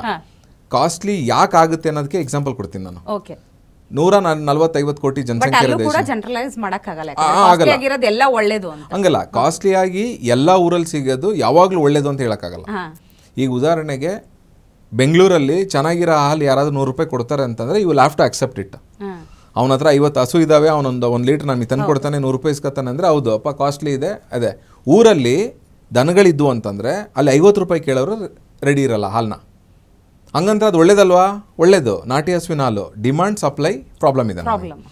ಬಟ್ ಈ ಅನ್ವಾಂಟೆಡ್ ಥಿಂಗ್ಸ್ಗಳಿದಾವಲ್ಲ ಕೆಮಿಕಲಲ್ಲಿ, ಒಂದು ಪೇಸ್ಟು 100 ಗ್ರಾಮ್ಗೆ 230 ರೂಪಾಯಿ ಹಾಕಿದ್ದಾನೆ, ಇನ್ನೊಂದು ಪೇಸ್ಟು ಅರ್ಧ ಕೆಜಿಗೆ 200 ರೂಪಾಯಿ ಹಾಕಿದ್ದಾನೆ. ಕಾಮನ್ ಮ್ಯಾನ್ ಮಿಡಲ್ ಕ್ಲಾಸ್ ಜನಕ್ಕೆ ಏನು ಅನ್ಸುತ್ತೆ? ಅರ್ಧ ಕೆಜಿ ಪೇಸ್ಟ್ ತಗೊಂಡೋದ್ರೆ 6 ತಿಂಗಳು ಮತ್ತೆ ಪೇಸ್ಟ್ ಖರೀದಿ ಮಾಡೋಂಗಿಲ್ಲ ನಾವು. ಸೊ ಏನು ಮಾಡ್ತೀವಿ ನಾವು? 200 ರೂಪಾಯಿಗೆ ಅರ್ಧ ಕೆಜಿ ಅಲ್ಲ, ಇದು ಬರೀ 50 ಗ್ರಾಮ್ಗೆ 130 ರೂಪಾಯಿ. ಇದನ್ನ ಯಾಕೆ ತಗೊಳ್ಳೋದ? ಸೊ ನಮಗೇನಾಗ್ತಿದೆ then again will come back to that slavery.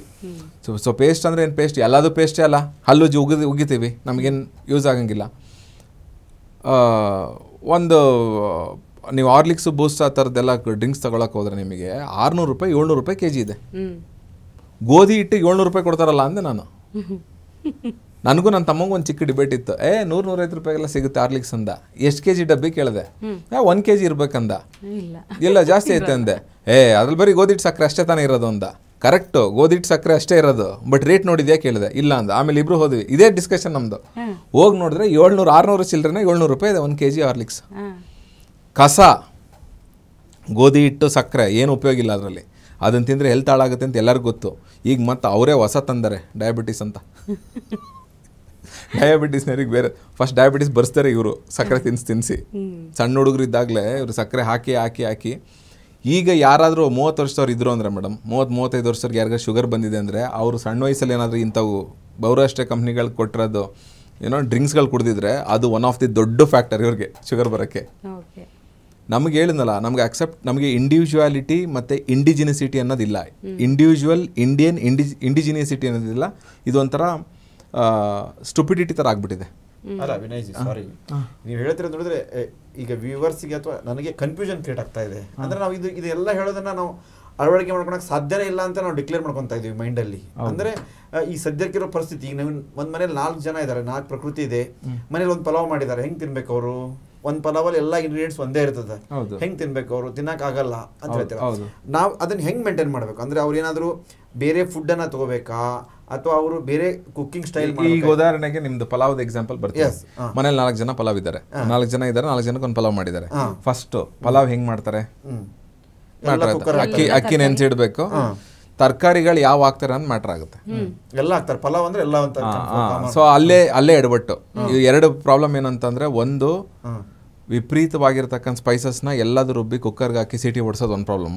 ಎರಡನೇದು ತರಕಾರಿಗಳು ರಾಂಗ್ ಕಾಂಬಿನೇಷನ್ ಹಾಕೋದು. ತರಕಾರಿಗಳ ಕಾಂಬಿನೇಷನ್ ಹೇಳಿ, ವಾತ ಪ್ರಕೃತಿ ಇರೋರಿಗೆ ಹೇಳೋದಾದ್ರೆ ಅದೇ. ಸೊ ಈ ಸಂಚಿಕೆಯಲ್ಲಿ ನಾವು ವಾತ ಪ್ರಕೃತಿ, ಈಗ ವಾತ ಆಲ್ರೆಡಿ ವೃದ್ಧಿ ಇರೋದ್ರಿಂದ ಅವ್ರಿಗೆ, ಆಮೇಲೆ ಯೂಶಲಿ ಪಲಾವ್ಗೆ ವಾತ ವೃದ್ಧಿ ಮಾಡೋಂತ ಯಾವ ಹೆಲ್ತ್ ಇಶ್ಯೂ ಏನಾದ್ರು ಬಂದಿದ್ರೆ ಇವೆಲ್ಲ ಮೇಂಟೈನ್ ಮಾಡಬೇಕಾ?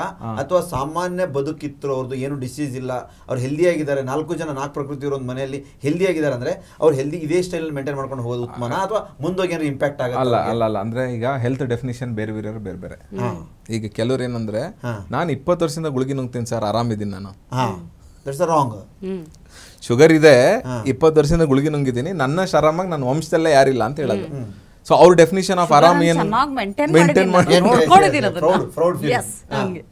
ಸೊ ಅವ್ರ ಪ್ರಕಾರ ಅದು ಆರಾಮು, ನನಗೆ ಅದು ಆರಾಮಲ್ಲ. ಸೊ ಇಂಡಿವಿಜುವಲಿ ವೇರಿ ಆಗುತ್ತೆ. ಆರಾಮ್ ಅಂದ್ರೆ ಏನು, ಹೆಲ್ದಿ ಡೆಫಿನಿಷನ್ ಏನು ಹೇಳಿದೆ ನಾವು ಆಗ್ಲೇ ಹೇಳಿದ್ವಿ. ದೈಹಿಕ, ಮಾನಸಿಕ ಆರೋಗ್ಯ, ಸೈಕಾಲಜಿಕಲ್ ಆಗಿರ್ಬೋದು, ಫಿಸಿಕಲ್ ಆಗಿರ್ಬೋದು, ಸೆಕ್ಷುವಲ್ ಲೈಂಗಿಕ ಆರೋಗ್ಯ ಆಗಿರ್ಬೋದು, ಇವಿದ್ರೆ ಸಾಕ? ಇಲ್ಲ, ಆಧ್ಯಾತ್ಮಿಕವಾಗಿ ಎಷ್ಟು ಕನೆಕ್ಟ್ ಆಗಿದ್ದಾರೆ, how well is maintaining is inner energies, ಅದು. ಮತ್ತೆ ಇವೆಲ್ಲ ಇದೆ, ನಾನು ದುಡ್ಡಿಲ್ಲ ನನಗೆ ಅಂತಂದ್ರೆ ನಾಳೆ ಬೆಳಿಗ್ಗೆ ಅದೇ ಒಂದು ಸ್ಟ್ರೆಸ್ ಕ್ರಿಯೇಟ್ ಮಾಡುತ್ತೆ. ಸೊ ಫೈನಾನ್ಷಿಯಲ್ ಎನರ್ಜಿನು ಅದು one of the biggest health. So ನಿಮ್ಗೆ ಹೆಲ್ತ್ ಡೆಫಿನಿಷನ್, ನನ್ನ ಹೆಲ್ತ್ ಡೆಫಿನಿಷನ್ ಇದು ಮೇಡಮ್. ಆರ್ಥಿಕವಾಗಿ ಚೆನ್ನಾಗಿರ್ಬೇಕು. ಸಜೆಷನ್ ಏನಂದ್ರೆ, ಈ ಸಾಮಾನ್ಯ ಜನರಿಗೆ ನೋಡೋರಿಗೆ ಅಥವಾ ನಮಗಾಗ್ಲಿ ಅದನ್ನ ಪಾಲನೆ ಮಾಡ್ಬೇಕು ನಾವು. ಆ ತರ ವೇದಲ್ಲಿ ಸ್ವಲ್ಪ ಸ್ವಲ್ಪ ಸರಳೀಕರಣ ಮಾಡಿ ಅಂತ ಹೇಳ್ತಾರೆ. ನೀವು ಇಷ್ಟು ಡೆಪ್ತ್ ಹೇಳ್ಬಿಟ್ರೆ ಸಾರಿ ನಮಸ್ಕಾರ ನಾವು ಬದುಕಿದೀವಿ ಅಂದ್ಬಿಡ್ತಾರೆ ಅವರು. ಹಂಗ ಆಗ್ಬಾರ್ದು ಅಂತ. ಅಂದ್ರೆ ಇದ್ದಿದ್ದ ಲೈಫ್ ಸ್ಟೈಲ್ ಅಲ್ಲಿ ಎಷ್ಟು ಸಾಧ್ಯತೆ ಅಷ್ಟು ನಾವು ಕರೆಕ್ಷನ್ ಮಾಡ್ಕೊಂಡು ಬದುಕೋದು. ಹೌದಾ? ಈಗ ಎಲ್ಲರೂ ಚೇಂಜ್ ಆಗ್ಬಿಟ್ಟಿದ್ರೆ ಆಗಲ್ಲ. ಫಸ್ಟ್ ಆಫ್ ಆಲ್ ಈಗ ಮನೆಗಳಲ್ಲಿ ಹೆಂಗಿದೆ ಅಂತಂದ್ರೆ ಯಾರ ಮಾತು ಯಾರು ಕೇಳಲ್ಲ, ಲೆವೆಲ್ ಅಲ್ಲಿ ಇಲ್ಲ. ಗಂಡ ಮಾತು ಹೆಂಡತಿ ಕೇಳಲ್ಲ, ಹೆಂಡತಿ ಮಾತು ಗಂಡ ಕೇಳಲ್ಲ. ಅವ್ರವ್ರ ಸ್ಟೈಲ್ ಅಲ್ಲಿ ಬದುಕ್ತಾ ಇದ್ದಾರೆ. ಯಾಕಂದ್ರೆ ಎಲ್ಲರಿಗೂ ಒಂದು ಫಿಕ್ಸ್ ಆಗ್ಬಿಟ್ಟಿದೆ, ಹಿಂಗೆ ಬದುಕ್ಬೇಕು ನಾವು ಅಂತ ಗೊತ್ತಾಗ್ಬಿಟ್ಟಿದೆ. ಯಾಕಂದ್ರೆ ಏನಂದ್ರೆ ಅಪ್ಗ್ರೇಡೇಷನ್ ಆಗ್ತಾ ಹೋಗ್ಬಿಟ್ಟಿದ್ದಾರೆ. Top level ಹೋಗ್ಬಿಟ್ಟಿದೀವಿ. ನೀವು ಆಗ್ಲೇ ಹೇಳ್ದಂಗೆ AI ಬಂದ್ಬಿಟ್ಟಿದೀವಿ ನಾವು ಇವಾಗ. ಇನ್ನು ಇದಕ್ಕಿಂತ ಮೇಲೆ ಹೋಗ್ಲಿಕ್ಕೆ ಆಗಲ್ಲ. ಬಟ್ ಇಲ್ಲಿ ಸ್ಟೆಬಿಲೈಸೇಷನ್ ಆಗ್ತೀವಿ. ಬಟ್ ಇದ್ದಿದ್ರಲ್ಲೇ ಹೆಂಗ್ ಬದುಕ್ಬೇಕು ನಾವು, ಅದನ್ನ ನಾವು ಸಲಹೆ ಕೊಟ್ಟರೆ ನಮ್ಗೆ ಚೆನ್ನಾಗಿ. ಅಂದ್ರೆ ಕೊನೆಯದಾಗಿ ಅಂದ್ರೆ ವಾತ ಪ್ರಕೃತಿ ಇರುವಂತವರಿಗೆ ಏನಿಲ್ಲ ಹೆಲ್ತ್ ಸಮಸ್ಯೆಗಳು ಆಗಬಹುದು. ಡಿಸ್ಕಸ್ ಮಾಡೋದಲ್ಲ ಮೇಡಮ್. ಈಗ ಯಾವ್ದು ನಿಮ್ದು ಆನ್ಸರ್ ಮಾಡಲ, ಇವ್ರದ್ದು ಆನ್ಸರ್ ಮಾಡಲ. ಸೊ ವಾತ ವಿಕೃತಿಗಳಂತಂದ್ರೆ ನಿಮಗೆ ಎಕ್ಸಸ್ ಆಫ್ ಏರ್ ಎನರ್ಜಿ ಮತ್ತು ಸ್ಪೇಸ್ ಎನರ್ಜಿ ಅಂತಂತಂದರೆ ಒಂದು ಬ್ರೈನ್ ರಿಲೇಟೆಡ್ ಡಿಸಾರ್ಡರ್ಸ್ಗಳು, ಅಲ್ಝೈಮರ್ಸ್ ಹೇಳಿದೆ, ಪಾರ್ಕಿನ್ಸನ್ ಹೇಳಿದೆ, ಸ್ಟ್ರೋಕ್ ರಿಲೇಟೆಡ್ ಆಗಿರ್ಬೋದು, ನರಮಂಡಲ ವೀಕ್ನೆಸ್ಸು ಆಗಿರ್ಬೋದು, ಮಲಬದ್ಧತೆ ಡ್ರೈ, ನಿಮ್ಮ ಕರಳಲ್ಲಿ ನೀರು ನಿಲ್ಲಬೇಕು, ನೀರು ನಿಲ್ತಿಲ್ಲ, ಡ್ರೈನೆಸ್ ಆಗಿದೆ ಅಂತಂದರೆ ಬೌಲ್ ಮೂಮೆಂಟ್ಸ್ ಆಗ್ತಿಲ್ಲ. ಸೊ ಡ್ರೈನೆಸ್ ಕ್ರಿಯೇಟ್ ಆಗ್ತಿದೆ. ಮಲಬದ್ಧತೆಯಿಂದ ಏನು ಕ್ರಿಯೇಟ್ ಆಗುತ್ತೆ, ಅಷ್ಟು ದೇಹದಲ್ಲಿರೋದು ಅಷ್ಟು ಥಿಂಗ್ಸು ಕ್ರಿಯೇಟ್ ಆಗುತ್ತೆ, ಎಲ್ಲ ಡ್ಯಾಮೇಜಸ್ ಆಗುತ್ತೆ. ಸೊ ನೀವು ಒಂದು ಆರ್ಗನ್ನ, ಒಂದು ಪ್ರಕೃತಿನ ಇಗ್ನೋರ್ ಮಾಡಿ ಇನ್ನೊಂದನ್ನು ಪೋಷಣೆ ಮಾಡೋಕ್ಕಾಗಲ್ಲ. ಬಾಡಿ ಅನ್ನೋದು ಒಂದು ಸಮಗ್ರ ಕೃಷಿ ಇದ್ದಂಗೆ, ನೀವು ಎಲ್ಲದನ್ನೂ ಮಾಡ್ಕೋಬೇಕು. ನಾನು ಹೇಳಿದ್ನಲ್ಲ, ನಿಮಗೆ ಒಂದು ವ್ಯಕ್ತಿ ನೋಡಿದ ತಕ್ಷಣ ನಿಮ್ಗೆ ಒಂದಷ್ಟು ಪ್ಯಾರಾಮೀಟರ್ಸ್ ಇದ್ದಾವೆ. ಕಣ್ಣು ನೋಡ್ತೀವಿ, ಚರ್ಮ ನೋಡ್ತೀವಿ, ಕೂದಲು ನೋಡ್ತೀವಿ, ಉಗುರು ನೋಡ್ತೀವಿ. ಈ ಹಳೆ ಕಾಲದೆಲ್ಲ ಮದುವೆ ಮಾಡ್ಕೊಳಕ್ಕೆ ಹೋದಾಗ, ಕನ್ಯೆ ನೋಡೋಕೆ ಹೋದಾಗ ಮುದುಕಿರನ್ನ ಕರ್ಕೊಂಡು ಹೋಗ್ತಿದ್ರು. ಅವ್ರ ಕೆಲಸ ಏನು ಅಂತಂದರೆ, ಫಸ್ಟು ಹೊರಗಡೆ ಆ ಹುಡುಗಿ ತೊಗೊಂಬಂದು ಹಾಲೋ ಜ್ಯೂಸೋ ಏನೋ ಕೊಟ್ಟು ಒಳಗೋದ್ಮೇಲೆ ಈ ಅಜ್ಜಿಗಳು ಮುದುಕಿರು ಯಾರಿರ್ತಿದ್ರು ಇವ್ರು ಹೋಗ್ತಿದ್ರು. ಕಾಲು ತೋರಿಸು, ಉಗುರು ತೋರಿಸು, ಕೈ ತೋರಿಸು, ಫುಲ್ ಸ್ಕ್ಯಾನ್ ಮಾಡಿಬಿಡಿದ್ರು. ಮಂಡಿ ಗಂಟು ಎರಡು, ತುಡುಗೊಡೆನ ದೂರ ಇದ್ದಾರ, ಸೊಂಟದ ಅಳತೆ ಎಷ್ಟಿದೆ, ಎದೆ ಅಳತೆ ಎಷ್ಟಿದೆ, ನಿಮ್ಮದು ಚರ್ಮ ಕ್ವಾಲಿಟಿ ಹೆಂಗಿದೆ, ಕೂದಲು ಹೆಂಗಿದೆ, ಅಲ್ಲು ವಕ್ರವಾಗಿದ್ದಾವ, ಪೋಣ್ಸ್ ಇದ್ದಾವ. ಸೊ ಇದು this was embedded in Indian genetic system. ಇದು ಒಂದು ದಿವಸದ 2 ದಿವಸದಲ್ಲ, ಸನಾತನದ್ದು. ನೀವು ಯಾವುದಾದ್ರೂ ನೀವು ಮಹಾಭಾರತ ರಾಮಾಯಣನ ತಗತೀರಾ ಅಂತಂದರೆ ನಿಮಗಲ್ಲಿ ಉಲ್ಲೇಖ ಇರುತ್ತೆ. ನೀವು ರಾಮಾಯಣನ ಕತೆ ಓದ್ತೀರಾ ಅಂತಂದರೆ ಅಥವಾ ಮಹಾಭಾರತನ ಓದ್ತೀರಾ ಅಂತಂದರೆ ಶಕುನಿ ಕ್ಯಾರೆಕ್ಟರೈಸೇಷನ್ ಓದ್ತಿದ್ದಂಗೆ ನಿಮಗೆ ಒಂದು ಇಮ್ಯಾಜಿನೇಷನ್ ಬಂದ್ಬಿಡುತ್ತೆ. ಶಕುನಿ ಅಂದರೆ ಹಿಂಗೆ ಇದ್ದ, ಕೈಕೇಯಿ ಅಂದರೆ ಹಿಂಗೆ ಇದ್ದ, ರಾವಣ ಅಂದರೆ ಹಿಂಗಿದ್ದ, ನಿಮಗೆ ಭೀಮ, ಅಜಾನುಬಾಹು, ನಿಮಗೆ ಆ ವರ್ಡ್ಸ್ಗಳು ಮತ್ತು ಆ ಪಿಕ್ಚರೈಸೇಷನ್ ಬಂದ್ಬಿಡುತ್ತೆ. ಆ ಲೆವೆಲ್ಗೆ everything was intricately fabricated. We are missing out on that link. ನಮಗೇನಾಗಿದೆ, we have come in to AI, we have lost EI ಅಂತ ಕರಿತೀನಿ ನಾನು. EI ಅಂದರೆ ಎಮೋಷ್ನಲ್ ಇಂಟೆಲಿಜೆನ್ಸ್. ನಾವು ಒಂದು ಕನೆಕ್ಟ್ ಆಗ್ತಿದ್ವಿ. ಎಮೋಷನಲ್ ಇಂಟೆಲಿಜೆನ್ಸ್ ಅಂದರೆ ಎದುರುಗಡೆ ಇರೋ ವ್ಯಕ್ತಿ ನನಗೆ ವೇವ್ ಲೆಂತ್ ಮ್ಯಾಚ್ ಆಗಬೇಕು. ಈಗ ನನಗೆ ನಿಮ್ಮ ಹತ್ರ ವೇವ್ ಲೆಂತ್ ಮ್ಯಾಚ್ ಆದರೆ we will sit and talk for hours together. ನನಗೂ ನಿಮಗೂ ಒಂದು ಸ್ವಲ್ಪ ಅನ್ಈಸಿ ಫೀಲಿಂಗ್ ಆಯಿತು ಅಂದರೆ 5 ನಿಮಿಷ ನಾವು ಒಬ್ರಿಗೊಬ್ರು ಟೈಮ್ ಕೊಡಬೇಕಂತ ಅನ್ಸಂಗೆ ಇಲ್ಲ ನಮಗೆ. ಅವಾಯ್ಡ್ ಮಾಡಿಸಿ. That is called EI, that is called emotional intelligence. ನಿಮಗೆ ಆ ಎಮೋಷನ್ಸ್ ಕನೆಕ್ಟ್ ಆಗಬೇಕು. We call it as wave length. ಈಗ ಮಾಡ್ರನ್ನಲ್ಲಿ ವೈಬ್ಸ್ ಅಂತಾರೆ, ಜೆನ್ಜಿ ಹುಡುಗರು ವೈಬ್ಸ್ ಅಂತ. ವೈಬ್ಸ್ ಏನು ಅಂದರೆ ವೈಬ್ಸ್ ಇದೆ, ವೈಬ್ಸ್. ನಮಗೆ ಫಸ್ಟ್ ಪೂಜ್ಯ ಭಾವ. ನನಗೆ ಗೊತ್ತಿರಂಗೆ ನಾವು ಯಾವ ಹೆಣ್ಮಕ್ಳು ಇನ್ಕ್ಲೂಡಿಂಗ್ ನಮ್ಮ ತಾಯಿನೂ ಮುಟ್ಟಿ ಮಾತಾಡ್ಸಲ್ಲ ನಾವು. ಡೆತ್ ಸ್ಟೇಜಲ್ಲಿ ನಮ್ಮ ತಾಯಿನ ಮುಟ್ಟೋದು. ಅವ್ರಿಗೇನಾದರೂ ಹೆಚ್ಚು ಕಡಿಮೆ ಆಗಿದ್ದರೆ ಅಂದರೆ ನಮ್ಮ ತಾಯಿಂದಿರನ್ನ ಅವ್ರಿಗೇನೋ ಎತ್ತಿಡಬೇಕು, ಕೂರಿಸ್ಬೇಕು, ವೀಲ್ಚೇರ್ ಅಂದರೆ ಮುಟ್ತಿದ್ವಿ ಬಿಟ್ಟರೆ otherwise we never touch any of our feminine gender. ನಮ್ಮ ಅಕ್ಕ ತಂಗಿರಾಗಿರಲಿ, ನಮ್ಮ ಅಣ್ಣ ತಮ್ಮಂದ್ರಾಗಿರಲಿ, ನಾವು ಯಾರನ್ನೂ ಮುಟ್ಟಿ ಮಾತಾಡ್ಸೋದಿಲ್ಲ ನಮ್ಮ ಫ್ಯಾಮಿಲಿಗಳಲ್ಲಿ. ಈಗೇನಾಗಿದೆ, ಬಂದ ತಕ್ಷಣ ಹಾಗೆ ಕೊಡೋ ಸಂಸ್ಕೃತಿ ಎಷ್ಟು ಗೊತ್ತಿದ್ದಾರೆ ಗೊತ್ತಿಲ್ಲ. ಪೆನ್ಸಿಲಿನ್ ಜಗತ್ತಿಗೆ ಕೊಟ್ಟಿದ್ದು ಅಲೆಕ್ಸಾಂಡರ್ ಫ್ಲೆಮಿಂಗ್ ಆಂಟಿಬಯೋಟಿಕ್ ಕಂಡಿಡಿದ ಮೇಲೆ ಸಾಯೋ ತನಕ ಯಾರಿಗೂ ಹ್ಯಾಂಡ್ಶೇಕೇ ಮಾಡಿಲ್ಲ ಅವರು. ಬಿಕಾಸ್ ಈ ನ್ಯೂ ಕೈಯಿಂದ ಹ್ಯಾಂಡ್ಶೇಕ್ ಆಗೋದು ಲಾಟ್ ಆಫ್ ಜಮ್ಸ್ನ ಟ್ರಾನ್ಸ್ಫರ್ ಮಾಡುತ್ತೆ ಅಂತ, ಎಕ್ಸ್ಚೇಂಜ್ ಆಗುತ್ತೆ. ಇದು ಸನಾತನದಲ್ಲಿ ತುಂಬ ಕ್ಲಿಯರ್ ಆಗಿತ್ತು. ನಮ್ಮ ಹಾಸನ ನಮ್ಮ ಹಾಸಿಗೆ ನಾವು ಮಾತ್ರ ಉಪಯೋಗಿಸ್ತಿದ್ದು, ನಮ್ಮ ಹಾಸಿಗೆ ಬೇರೆಯವ್ರು ಉಪಯೋಗಿಸ್ತಿರ್ಲಿಲ್ಲ. ಮನೆಗೆ ಯಾರು ಬಂದರೆ ಅವ್ರಿಗೆ ಸಪ್ರೇಟ್ ಟವಲ್ಲು ಪಂಚೆ ಕೊಟ್ವಿ ಅಂದರೆ ಅವರು ಹೋಗ್ತಿದ್ದಂಗೆ ಮತ್ತು ಅದನ್ನ ವಾಪಸ್ ತಂದು ಇಡ್ತಿದ್ದು. ಆಮೇಲೆ ನಮ್ಗೆ 2 ರ್ಯಾಕ್ ಇರ್ತಿದ್ದು ನಮ್ಮ ಮನೇಲಿ. ನಾವು ಉಪಯೋಗಿಸೋದೆಲ್ಲ ಒಂದು ಕಡೆ, ಗೆಸ್ಟ್ ಬಂದರೆ ಉಪಯೋಗಿಸೋವು ಅವ್ರಿಗೆ ಸಪ್ರೇಟ್ ಹಾಸಿಗೆ, ದಿಮ್ ಕವರು, ಬೆಡ್ ಸ್ಪ್ರೆಡ್ಡು, ಟವಲ್ಗಳು, ಪಂಚೆಗಳೆಲ್ಲ. ಈಗೇನಾಗಿದೆ, ಹಾಸ್ಟೆಲಲ್ಲಿ 4 ಜನ ಹುಡುಗರಿದ್ದಾರೆ ಅಂದರೆ ಇವನ್ ಚಡ್ಡಿ ಅವನ ಚಡ್ಡಿ ಇವನು ಹಾಕತ್ತಾರೆ, ಶೂಸ್ ಎಕ್ಸ್ಚೇಂಜ್ ಮಾಡ್ತಾರೆ. ನಮಗೆ ತುಂಬ ಕ್ಲಿಯರಾಗಿ ಇದ್ದಿದ್ದೇನು ಅಂತಂದರೆ, ರೇರೆಸ್ಟ್ ಆಫ್ ರೇರ್ ಕಂಡೀಷನ್ಸಲ್ಲಿ ನೀನು ಬೈ ಚಾನ್ಸ್ ಏನೋ ಹೆಚ್ಚು ಕಡಿಮೆ ಆಯಿತು ಅಂದರೆ ರಿಲೇಟಿವ್ಸ್ ಮನೆಗೆ ಹೋದಾಗ you can use certain things ಪಂಚೆನ ಟವಲ್ನ ವಾಶ್ ಮಾಡಿದರೆ ಉಪಯೋಗಿಸ್ಬೋದು. What are things not to be shared ಅಂತಂದರೆ ರೇಸರ್ ಶೇರ್ ಮಾಡೋಂಗಿರ್ತಿರ್ಲಿಲ್ಲ, ಸಾಕ್ಸ್ ಶೇರ್ ಮಾಡೋಂಗಿರ್ತಿರಲಿಲ್ಲ, ಇನ್ನರ್ ವೇರ್ ಶೇರ್ ಮಾಡೋಂಗಿರ್ತಿರಲಿಲ್ಲ. ಬಟ್ ಇವತ್ತು ಯಾವ ಪರಿಸ್ಥಿತಿಗೆ ಬಂದಿದೆ ಅಂತಂದರೆ publicly we have started sharing. ನೀವೆಲ್ಲಾದರೂ ಸಲೂನ್ಗೆ ಹೋಗ್ತೀರಾ ಅಂತಂದರೆ ಅವನು ಒಂದೇ ರೇಸರ್ನ ಎಲ್ಲರಿಗೂ ಉಪಯೋಗಿಸ್ತಾನೆ, ಒಂದೇ ಕತ್ರಿಯಲ್ಲಿ ಎಲ್ಲರಿಗೂ ಕಟಿಂಗ್ ಮಾಡ್ತಾನೆ. So where have we come? ಇದನ್ನು ವಾಪಸ್ ಹೋಗಬೇಕು. ಆಗಲೇ ಇವ್ರು ಕೇಳ್ತಿದ್ರು ಇದನ್ನೆಲ್ಲ ಫಾಲೋ ಆಗುತ್ತೆ, ಯಾಕಾಗಲ್ಲ? ಫಸ್ಟ್ ಆಫ್ ಆಲ್ 4 ಸರಿ 5 ಸರಿ ತಿನ್ನೋದು ನಿಲ್ಲಿಸ್ಬೇಕು. Breakfast is not Indian culture, snacks is not Indian culture. ನಮಗೆ 2 ಹೊತ್ತು 3 ಹೊತ್ತು ಊಟ ಬೇಕು ಅಂತಂದರೆ ಫಿಸಿಕಲಿ ನಾವು ಲಾಸ್ಟ್ ಟೈಮ್ ಹೇಳ್ತೀವಿ 1 ಹೊತ್ತು ಉಂಡೋನು ಯೋಗಿ, 2 ಹೊತ್ತು ಉಂಡೋನು ಭೋಗಿ. ಸೊ 2 ಹೊತ್ತು ಊಟ ಹೆಂಗೆ ಮಾಡ್ಕೋಬೇಕು, ವಿಚ್ ಈಸ್ ಮೈ ಸ್ಲಾಟ್ ಅನ್ನೋದು ಗೊತ್ತಾಗಬೇಕು. 2 ಗಂಟೆಗೆ ಒಂದು 12 ಗಂಟೆಗೆ ಒಂದು ಊಟ, 8 ಗಂಟೆಗೆ ಒಂದು ಊಟ ಮಾಡ್ತೀನ, 10 ಗಂಟೆಗೆ ಒಂದು 6 ಗಂಟೆಗೆ ಒಂದು ಊಟ ಮಾಡ್ತೀನ, ನನಗೆ ಅಷ್ಟು ಎನರ್ಜಿ ಸಾಕು, ಮೋರ್ ದೆನ್ ಎನಫ್. ಆ ತಿನ್ನಬೇಕಾಗಿರೋ ಆಹಾರದಲ್ಲಿ ಕಸ ತಿನ್ನೋದಕ್ಕಿಂತ ತುಸು ತಿನ್ನಬೇಕು. ಕಸ ತಿನ್ನಕ್ಕೆ ನಾನು ಏನೇನು ಮಾಡ್ತೀನಿ ಅಂತಂದರೆ ಮೊದಲು ಹೆಂಗಿತ್ತಂದರೆ ಜಗತ್ತು ಏನಾರು ತಿಂದು ಬದುಕಿದ್ರೆ ಸಾಕಪ್ಪ, ಬದುಕಲಿಕ್ಕೆ 3 ಹೊತ್ತು ಊಟ ಅಥವಾ 2 ಹೊತ್ತು ಊಟ ಏನೋ ಒಂದು ತಿನ್ಲಿಕ್ಕೆ ಒಂದು ಸೇಪ್ ಏನೋ ಸಿಕ್ಕರೆ ಸಾಕಪ್ಪ ಅನ್ನೋ ಮನಸ್ಥಿತಿ ಇತ್ತು. ಅವಾಗ ಎಲ್ಲ ಫೈನ್ ಆಗಿತ್ತು. ಬಟ್ ಇವಾಗ ಎಷ್ಟೊಂದು ವೆರೈಟಿ ಬಂದು ಎದನ್ನು ತಿನ್ಬೇಕು ಅನ್ನೋ ಕನ್ಫ್ಯೂಷನಲ್ಲೇ ನಾವು ಕೊರತಾ ಇದೀವ. ಅದೇ ನಮ್ಗೆ ಸಮಸ್ಯೆ ಆಗ್ತದೆ. ಅಲ್ಲ ಅದೇ ಜಾಸ್ತಿಯಾಗಿ ಸಮಸ್ಯೆ ಆಗ್ತಿರೋದು. ಅಲ್ಲ ಅದೇ ಹೇಳಿದ್ನಲ್ಲ, ನಮಗೆ ಇಂಡಿವಿಜುವಾಲಿಟಿ ಇಲ್ಲ, ನಮ್ಮ ಮೇಲೆ ಸ್ವಾಭಿಮಾನ ಇಲ್ಲ. ನಾವು ಯಾರು ಏನು ಕೊಟ್ಟರು ತಿಂತೀವಿ. ಇಟಾಲಿಯನ್ಸ್ ಪಿಜ್ಜಾ ಇಂಟ್ರೊಡ್ಯೂಸ್ ಮಾಡಿದ್ರು, we eat pizza, hot dogs, French fries, burgers, ನೀವು ಏನು you name it you have it. ಇಂಡಿಯಾದಲ್ಲಿ ನಿಮಗೆಲ್ಲ ಕಸಾನು ಇದೆ. ಇನ್ಫ್ಯಾಕ್ಟ್ ನಾವು ನಮ್ಮ ಊಟನ ಬೇರೆಯವ್ರಿಗೆ ಬಿಟ್ಕೊಡೋಕೆ ರೆಡಿ ಇದ್ದೀವಿ. ನಮಗೆ ಬಿರಿಯಾನಿ ಅಂದ ತಕ್ಷಣ ಬಂದ ತಕ್ಷಣ we tell YONO biryani has become a Muslim thing. How non sense and how stupid. Bharat ದೇಶದಲ್ಲಿ ಅಕ್ಕಿ ಹುಡ್ಕೊಂಡು ಬಂದಿದ್ದು ಯಾರು, ಸಾಂಬಾರು ಪದಾರ್ಥ ಹುಡ್ಕೊಂಡು ಬಂದಿದ್ದು ಯಾರು, ಅದಕ್ಕೆ ಅವ್ರು ಮಾಂಸ ಸೇರಿಸಿದ ತಕ್ಷಣ ಅದು ಅವ್ರದ್ದು ಆಗ್ಬಿಡಲ್ಲ. India had everything. ಆಮೇಲೆ ನಮಗೆ ಹೇಳ್ತೀನಲ್ಲ ಮೇಡಮ್, ನಮಗೆ ಸ್ಲೇವರಿ ತುಂಬ ಇದೆ. ವಿ ಥಿಂಕ್ ಬ್ರಿಟಿಷ್ ಮಾಡಿದ್ದೆಲ್ಲ ಸರಿ ಅಂತ. ಅವ್ರು ನಮ್ಮನ್ನು ಕೆಡಿಸಿ ಈ ಲೆವೆಲ್ ಮಾಡೋಕ್ಕೆ they had struggled 150 years. Macaulay ಬಂದ ಮೇಲೆ ಎಜುಕೇಷನ್ ಪದ್ಧತಿ ತೆಗೆದು ಮುರಿದು ಜನರನ್ನ ಸ್ಲೇವ್ಸ್ ಮಾಡಿ ನಮ್ಗೆ ಆ ಸ್ಲೇವರಿ ಇನ್ನೂ ಹೋಗಿಲ್ಲ. ನಮ್ಮ ಬಟ್ಟೆಗಳಿಂದ ಹಿಡಿದು ನಮ್ಮ ಆಚಾರ ವಿಚಾರಗಳಿಂದನೂ still we are you have become slaves for that. 2 ಹೊತ್ತು ಊಟ ಯಾಕೆ ಮಾಡಬೇಕು ಅಂತ ಹೇಳಿದ್ರೆ ಭರತಖಂಡದಲ್ಲಿ ಬದುಕಿರೋರಿಗೆ ಸನಾತನದಿಂದನೂ ಆಯುರ್ವೇದ ಕ್ಲಿಯರ್ಲಿ ಎಂಫಸೈಸಸ್ 2 ಹೊತ್ತು ಊಟ ಸಾಕು ಅಂತ. ಆ 2 ಹೊತ್ತು ಊಟದಲ್ಲಿ ಏನು ಕೊಡ್ತೀವಿ ಅನ್ನೋದು ಮ್ಯಾಟ್ರ್ ಆಗುತ್ತೆ. ನಾನು ಹೇಳಿದೆ ಕಸ ತಿನ್ನೋದಕ್ಕಿಂತ ತುಸು ತಿನ್ನಬೇಕು. ಕಸ ಅಂದ್ರೇನು? ಎನಿಥಿಂಗ್ ವಿಚ್ ಈಸ್ ಅಗೇನ್ಸ್ಟ್, ವಿರುದ್ಧ ಆಹಾರಗಳೆಲ್ಲವೂ ಕಸನೇ. ನಾನು ಬನಾನಾ ಮಿಲ್ಕ್ ಶೇಕ್ ತಗೋತೀನಿ, ಸ್ಟುಪಿಡಿಟಿ. ನೀವು ಬಾಳೆಹಣ್ಣು ಜೊತೆಗೆ ಹಾಲನ್ನ ಕೊಡೋಕೆ ಆಗೋದಿಲ್ಲ. ಹಾಲಿಗೆ ಗವ್ಯಕ್ಕೆ ಒಂದು ಸಪ್ರೇಟ್ ಸ್ಥಾನ ಇದೆ. ನೀವು ಗವ್ಯನ ಎಲ್ಲಿ ಉಪಯೋಗಿಸ್ಬೋದು? ಕಂಟಿನ್ಯೂಸ್ ಆಗಿ ಎಲ್ಲವೂ ಅಭಿಷೇಕಕ್ಕೆ, ಪೂಜೆಗಳಿಗೆ ಉಪಯೋಗಿಸ್ತೀವಿ. ಅದು ಬಿಟ್ಟರೆ ನಿಮಗೆ ಊಟ ತಿಂಡಿಯಲ್ಲಿ ಸ್ಪೆಸಿಫಿಕೇಷನ್ಸೇ ಇರೋದು. ಆಮೇಲೆ India was never like this. ಬರೀ ಅನ್ನ ಸಾರು ಉಣ್ಣೋದು, ಬರೀ ಮುದ್ದೆ ಸಾರು ಉಣ್ಣೋದು ಹಿಂಗಿರಲಿಲ್ಲ.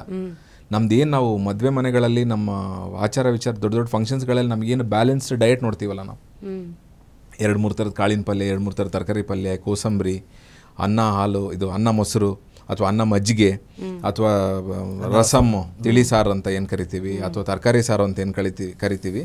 These were all properly strategically planned. ನಿಮಗೆ ಸೌತ್ ಇಂಡಿಯಾದಲ್ಲಿ ಇರ್ತಕ್ಕಂಥ ಆಹಾರ ಪದ್ಧತಿ ಜಗತ್ತಿನಾದ್ಯಂತ ಬಹುಶಃ ಎಲ್ಲೂ ಸಿಗೋದಿಲ್ಲ. ನಾರ್ತಲ್ಲಿ it has been corrupt because of ಮುಘಲ್ರು, ಮಂಗೋಲ್ರು ಎಲ್ಲ ನಾರ್ತಿಂದನೇ ಬಂದಿರೋದ್ರಿಂದ ಅದು ಕೆಡಿಸಿಟ್ಬಿಟ್ಟಿದ್ದಾರೆ. ಹೈಯೆಸ್ಟ್ ಕಾಯಿಲೆ ಇರೋದು ಅಲ್ಲೇ. ನಿಮಗೆ ಯಾವುದಾದ್ರೂ ದೇವಸ್ಥಾನದಲ್ಲಿ ಪನ್ನೀರ್ದು ಅಭಿಷೇಕ, ಪನ್ನೀರ್ದು ಎಡೆ ಮಾಡಿರೋದು ನೋಡಿದ್ದೀರಾ? ಇಲ್ಲ. ಯಾಕೆ? Paneer is a man made thing. ಸನಾತನದಲ್ಲಿ ದೇವ್ರಿಗೆ ಎಡೆ ಹಿಡಿತಿದ್ದು ಯಾವುದು ಪ್ರಕೃತಿಯಿಂದ ಡೈರೆಕ್ಟಾಗಿ ಸಿಗುತ್ತೆ ಅದನ್ನು. ತುಪ್ಪ, ಜೇನುತುಪ್ಪ ಇಡ್ತಿದ್ವಿ. ಅಂದರೆ ತುಪ್ಪಕ್ಕೆ ಒಂದು ಬೇರೆ ಲೆವೆಲ್ ಆಫ್ ಎನರ್ಜಿ ಇದೆ. ನಾನು ಲಾಸ್ಟ್ ಮಾತಾಡ್ತಿರೋ ಹೇಳ್ತಿದ್ದೆ, ಕೌರವರು ಗರ್ಭ ಪುಡಿ ಆದಾಗ ಅದ್ರ ಇಡೀ ಮನುಷ್ಯರನ್ನ ರೆಡಿ ಮಾಡೋವಷ್ಟು ಎನರ್ಜಿ ತುಪ್ಪದಲ್ಲಿತ್ತು ಅಂತ ಮಡಿಕೆಲ್ಲ ಕಟ್ಟಿರ್ತಾರೆ ಅವರು. ಸೊ ಆ ಅಮೌಂಟ್ ಆಫ್ ಎನರ್ಜಿ ತುಪ್ಪದಲ್ಲಿದೆ ನಮಗೆ. ಹಾಲು, ಹಾಲು ಎಡೆ ಹಿಡಿತೀವಿ ದೇವ್ರಿಗಲ್ವಾ. ಅನ್ನ ಮಾಡ್ಬೇಕಾದ್ರೆ ಏನಾದರೂ ದೋಷ ಆಗಿತ್ತು ಅಂತಂದರೆ ಅದನ್ನು ಒಡೆಯೋಕ್ಕೆ ವಿ ಆ್ಯಡ್ ತುಪ್ಪ. ನಾವು ಉಪ್ಪು ಹಾಕಂಗಿಲ್ಲ. ಈ ದೇವ್ರ ಎಡೆ ಹಿಡಿಯೋದಕ್ಕೆ ಅದಕ್ಕೆ ಉಪ್ಪು ಹಾಕಂಗಿಲ್ಲ. ಈಗೇನಾಗಿದೆ, ಯಾವ ಪರಿಸ್ಥಿತಿಗೆ ಬಂದಿದ್ದೀವಿ ನಾವು? ಮದುವೆ ಊಟ ಅಂತಂದರೆ ಪೂರಿನೂ ಇರುತ್ತೆ, ಗೋಬಿ ಮಂಚೂರಿ ಇರುತ್ತೆ, ಕರ್ದಿರೋದು, ಹುರಿದಿರೋದು ಎಲ್ಲ ಹಾಕಿ ಅದನ್ನು ಕೆಡಿಸಿಟ್ಬಿಟ್ಟು ಊಟ ಮಾಡಿ ಹೆಚ್ಚು ಕಡಿಮೆ ಆಯಿತು ಅಂತ. ನಾವು ಲಾಸ್ಟ್ ಟೈಮ್ ಡಿಸ್ಕಸ್ ಮಾಡ್ಬೇಕು ಹೇಳಿದ್ವಿ. ಮದುವೆ ಮನೆ ಊಟ ಅಂತಂದರೆ ಇಟ್ಸ್ ಲೈಕ್ 8000 ಕ್ಯಾಲರೀಸ್. ನೀವು 2-3 ತಿಂಗಳು ಕಷ್ಟಪಡಬೇಕು. ನೀವು ಮನೇಲಿ ಮಾಡ್ಕೊಂಡು ತಿನ್ನೋದ ರೆಸ್ಟೋರೆಂಟ್ ಮಾಡ್ಕೊಂಡು ತಿಂತೀರಾ? ಇಲ್ಲ. 1 ಬೌಲ್ ರೈಸ್ ಊಟ ಮಾಡ್ತೀರಿ ಅಂತಂದರೆ 1 ಬೌಲ್ ರೈಸ್ಗೆ ಬ್ಯಾಲೆನ್ಸ್ ಆಗೋಷ್ಟು ನಾರಿನಂಶ ಕೊಡಬೇಕು. ಪಲ್ಯನೋ ತರಕಾರಿ ಪಲ್ಯನೋ ಕಾಳು ಪಲ್ಯನೋ ಮಾಡಿರಿ, ಅದು ಕ್ಲೀನಾಗಿ ದೇಹದಿಂದ ಜೀರ್ಣಾಗಿ ಹೊರಗೆ ಹೋಗ್ಬೇಕಂತಂದರೆ ಮಜ್ಜಿಗೆ ಕೊಡಬೇಕು. 2 ಬೌಲ 3 ಬೌಲ ಮಜ್ಜಿಗೆ ಕುಡೀರಿ. ಹೆಂಗೆ ಹೊಟ್ಟೆ ಹಸಿತು ನಾನು ನೋಡ್ತೀನಿ. ನೀವು 10 ಗಂಟೆಗೆ ಬೆಳಗ್ಗೆ ಎದ್ದು ಹೊಟ್ಟೆ ತುಂಬ 1 ಬೌಲ್ ರೈಸ್ಗೆ 1 ಬೌಲ್ ಪಲ್ಯ ಇಲ್ಲ 3 ರೊಟ್ಟಿ ಊಟ ಮಾಡ್ತೀರ ಅಂದ್ರೆ ಕ್ಲೀನಾಗಿ ತುಪ್ಪ ರೊಟ್ಟಿ ಪಲ್ಯ ಹಚ್ಕೊಂಡು ತಿಂದು ಹೊಟ್ಟೆ ತುಂಬ ಮಜ್ಜಿಗೆ ಕುಡೀರಿ. ನಿಮ್ಮ ಹೊಟ್ಟೆ ಎಷ್ಟಿದೆ 3/4 ಅರ್ಧ ಅಥವಾ 3/4 ಮ್ಯಾಕ್ಸಿಮಮ್ ಊಟ ಮಾಡಿ, ಇನ್ನು ಮಿಕ್ಕಿದ ಕಾಲು ಭಾಗ ಪೂರ್ತಿ ಮಜ್ಜಿಗೆ ತುಂಬಿಸ್ರಿ. ಜೀರ್ಣ ಆಗಕ್ಕೆ ಟೈಮ್ ಕೊಡೋಣ. ಯಾವಾಗ ಹೊಟ್ಟೆ ಹಸಿಯುತ್ತೆ ಸಾಯಂಕಾಲ ಮತ್ತು 3-4 ಗಂಟೆ ಸುಮಾರಿಗೆ 5 ಗಂಟೆ ಸುಮಾರಿಗೆ ಹೊಟ್ಟೆ ಹಸಿದ್ದು ಆವಾಗ ಒಂದು ಊಟ ಮಾಡಿರಿ. ಖಂಡಿತ. ಈಗ ವಾತ ಪ್ರಕೃತಿ ಹೆಚ್ಚು ಸ್ಟ್ರಾಂಗ್ ಆಗಿರುವಂಥವ್ರಿಗೆ ಮೇನ್ ಆಗಿ ಮಲಬದ್ಧತೆ ಸಮಸ್ಯೆ ಅಂತ ಹೇಳಿದ್ರಿ. ಸೊ ನನಗೆ ತಿಳಿದ ಪ್ರಕಾರ ಸೋಲಾಕ್ ಪ್ರಾಡಕ್ಟ್ಸ್ ಅಲ್ಲಿ ಆಳ್ವಿ ಆಗಿರಬಹುದು, ಹುರುಳಿಕಾಳು ಆಗಿರಬಹುದು, ಬೇಸಿಲ್ ಸೀಡ್ಸ್ ಎಲ್ಲವೂ ಅಂದ್ರೆ ಫೈಬರ್ ರಿಚ್ ಇರುವಂಥದ್ದು. ಸೊ ಇಲ್ಲಿ ಸೊಲ್ಯೂಷನ್ ಇದೆ ಅಂತ ಹೇಳ್ತೀರಿ? ಹೌದು ಮೇಡಮ್. ಮೇಜರ್ಲಿ ಇವಾಗ ಮಲಬದ್ಧತೆ ಅಂತ ಫಸ್ಟ್ ಬಂದಾಗ ಬೇಸಿಲ್ ಸೀಡ್ಸ್ ಅಂದರೆ ಕಾಮಕಸ್ತೂರಿ ಬೀಜ. ಕಾಮಕಸ್ತೂರಿ ಬೀಜ ಡಾಕ್ಟರ್ ಹೇಳ್ದಂಗೆ ಬೆಳಗ್ಗೆ ನೆನಾಕ್ಬಿಟ್ಟು ರಾತ್ರಿ ಊಟದಕ್ಕಿಂತ ಮೊದಲು ಅಂದರೆ ಡಿನ್ನರ್ಗಿಂತ ಮೊದಲು ತೊಗೊಂಡ್ರೆ ಒಳ್ಳೆ ರಿಸಲ್ಟ್ ಬರುತ್ತೆ. ಅಥವಾ ರಾತ್ರಿ ನೆನಾಕ್ಬಿಟ್ಟು ಬೆಳಗ್ಗೆ ಬ್ರೇಕ್ಫಾಸ್ಟ್ಗಿಂತ ಮೊದಲು ತೊಗೊಂಡ್ರೆ ಒಳ್ಳೆ ರಿಸಲ್ಟ್ ಬರುತ್ತೆ. ಅದು ಕಾಮಕಸ್ತೂರಿ ಬೀಜ ವೆರಿ ಗುಡ್ ಸೊಲ್ಯೂಷನ್. ಇವಾಗ ನಮ್ಗೆ ಹೆಂಗಾಗಿದೆ ಅಂತಂದರೆ ಗ್ಯಾಸ್ಟ್ರಿಕ್ಕು ಮಲಬದ್ಧತೆ ಬಂದರೆ ಅದಕ್ಕೊಂದು ಮೆಡಿಸಿನ್ ತೊಗೋಬೇಕು, ಔಷಧ ತೊಗೋಬೇಕು, ಇಲ್ಲಾಂದರೆ ಟ್ಯಾಬ್ಲೆಟ್ ತೊಗೋಬೇಕು, ಆ ಪರಿಸ್ಥಿತಿ ಬಂದಿದ್ದೀವಿ. ಬಟ್ ನಮ್ಮದು ಉದ್ದೇಶ ಏನಂದರೆ ಔಷಧಿ ಟ್ಯಾಬ್ಲೆಟು ಇವಿಲ್ಲದೇ ಇದು ಪಾನೀಯ, ಇದು ಔಷಧಿ ಅಲ್ಲ ನಮಗೆ. ಮತ್ತು ಇವಾಗ ಕ್ವಶನ್ಸು ಅದೇ ಬರ್ತಾ ಇದಾವೆ ಫೋರ್ ದ ಫೋನು, ಏನಂದರೆ ಇದು ಮೆಡಿಸಿನ್ ಅಂತ. ಮೆಡಿಸಿನ್ ಅಲ್ಲ, ಇದು ಆಹಾರ. ಇವಾಗ ನಿಮಗೆ ನಿಮ್ಮ ಮನೇಲಿ ಮಾಡೋ ನಿಂಬೆ ಪಾನಕ ನಿಮ್ಗೆ ಯಾವಾಗ ಔಷಧಿ ಆಗುತ್ತೆ? ಅದು ಔಷಧಿ ಅಲ್ಲದು, ಅದು ಆಹಾರ. ಈಗ ನಾವು ಕೊಡ್ತಿರೋದು ನಿಮಗೆ ಅಳವಿಕಾಳು, ಹುರುಳಿಕಾಳು ಮತ್ತೆ ಕಾಮಕಸ್ತೂರಿ ಬೀಜದ ಪಾನೀಯಗಳು, ಇವು ಆಹಾರ. ಇವು ನಾವು ಕೊಡ್ತಿರೋ ಸೊಲ್ಯೂಷನ್ ಅಂದ್ರೆ ಆಹಾರದ ಮೂಲಕ ನಿಮ್ಮ ಸಮಸ್ಯೆಗಳನ್ನ ಬಗೆಹರಿಸಿಕೊಳ್ಳಿ. ಸ್ವೀಕರಿಸುವಾಗ ಅದು ಆಹಾರ, ಅದು ಎಫೆಕ್ಟ್ ಮಾಡೋದು ಔಷಧಿ ರೀತಿಯಲ್ಲೇ ಪರಿಣಾಮ ಬೀರುತ್ತೆ, ಒಳ್ಳೆ ರೀತಿಯಲ್ಲಿ ಪರಿಣಾಮ ಬೀರುತ್ತೆ. ಅಂದ್ರೆ ನಾವು ಕೊಡ್ತಿರೋದು ಇವಾಗ ಔಷಧಿ ರೂಪದ ಆಹಾರ. ಅದು ಔಷಧಿ ತೊಗೊಳಕ್ಕೆ ರೆಡಿ ಆಗಬಾರ್ದು ಮತ್ತೆ ನಾವು. ಅದೇ ಇದನ್ನ ತೊಗೊಳೋದ್ರಿಂದ ಬೇರೆ ಔಷಧಿ ತೊಗೊಂಡ್ರೆ ಇಮಿಡಿಯೇಟ್ ಬರುತ್ತೆ, ಇನ್ಸ್ಟಂಟ್ ಹೋಗುತ್ತೆ ಅಂತ ಹೇಳ್ತಾರಲ್ಲ, ಅದು ಬೇಡ. ಇದನ್ನು ನೀವು ಆಹಾರ ಪದ್ಧತಿಯಾಗಿ ರೂಢಿ ಮಾಡ್ಕೊಳ್ಳಿ. 1 ಮಂತ್ ಮಾಡ್ಕೊಳ್ಳಿ, 15 ಡೇಸ್ ಮಾಡ್ಕೊಳ್ಳಿ, ಕೋರ್ಸ್ ಮಾಡಿ, ನಿಮ್ಗೊಂದು ಡಿಫ್ರೆನ್ಸ್ ಅನ್ಸುತ್ತೆ. ಆಮೇಲೆ ನೀವೇನು ಮಾಡಿ ರೆಗ್ಯುಲರ್ ಲೈಫಿಗೆ ಬನ್ನಿ. ಬಟ್ ಇನ್ನೊಂದು ಏನಂದರೆ ಎಲ್ಲರೂ ಹೇಳೋದೇನಂತಂದರೆ ಇವನ್ ಯಾವ ಮೆಡಿಸಿನ್ ಆದರೂ ಏನಾದರೂ ನೀವು ಡಯಟ್ ಮಾಡಿದರೆ ಮ್ಯಾಚ್ ಆಗುತ್ತೆ, ಇಲ್ಲಾಂದ್ರೆ ಮ್ಯಾಚ್ ಆಗಲ್ಲ. ನಾನು ಎಲ್ಲ ಕರೆದಿದ್ದು ಮುರಿದಿದ್ದು ಎಲ್ಲ ತಿಂತೀನಿ, ನಾನೆಲ್ಲ ಔಟ್ಸೈಡ್ ತಿಂತೀನಿ, ನನಗೆ ಗ್ಯಾಸ್ಟ್ರಿಕ್ ಆಗಬಾರ್ದು, ನನಗೆ ಮಲಬದ್ಧತೆ ಆಗಬಾರ್ದು, ನನಗೆ ಇದನ್ನು ಕುಡಿದ್ರೆ ಕ್ಲಿಯರ್ ಆಗಬೇಕು ಅಂದ್ರೆ ಆಗಲ್ಲ. ನೀವು ಜೊತೆಗೆ ಹೆಲ್ತ್ ಡಯಟನ್ನು ಮೇಂಟೈನ್ ಮಾಡಬೇಕು. ಅಂದರೆ ಇನ್ನರ್ ಟೇಕನ್ನು ಕಂಟ್ರೋಲ್ ಮಾಡಬೇಕು. ಪ್ಲಸ್ ಇವನ್ನೆಲ್ಲ ತೊಗೊತಾ ಹೋದರೆ ನಿಮಗೆ ಆರೋಗ್ಯ ಬದಲಾಗ್ತಾ ಬರುತ್ತೆ. ಬಟ್ ಏನಂದರೆ ಸರ್ಟೈನ್ ಟೈಮ್ ಹೆಂಗಿದೆ ಅಂದರೆ ಮನುಷ್ಯನಿಗೆ ಒಂದು ಹೆವಿ ಪೀಕ್ ಲೆವೆಲ್ ಸಫರ್ ಆಗೋವರೆಗೂ ಎಂಜಾಯ್ ಮಾಡ್ತಾನೆ. ಒಮ್ಮೆ ಸಫರ್ ಆದ ಅಂದರೆ ಅವಾಗ ಚೇಂಜ್ ಆಗ್ತಾ ಬರ್ತಾನೆ. Is it right doctor? Suffer ಆಗ್ಬೇಕು ಒಮ್ಮೆ ಮಲಬದ್ಧತೆ ಅಂದ್ರೆ ಏನು ಅದರದೊಂದು ಪೀಕ್ ಪಾಯಿಂಟ್ ನೋಡ್ಬೇಕು. ಅವನು ನೋಡಿದಾಗ ಅವಾಗ ಎಸ್ ಬೇಡಪ್ಪ ನನಗೆ ಗೋಬಿ ಮಂಚೂರಿ ಬೇಡಪ್ಪ, ನನಗೆ ಪಾನಿಪುರಿ ಬೇಡಪ್ಪ ನನಗೆ ಅಂತ ಅವ್ನ ಮನಸ್ಸಿಗೆ ಬರುತ್ತೆ.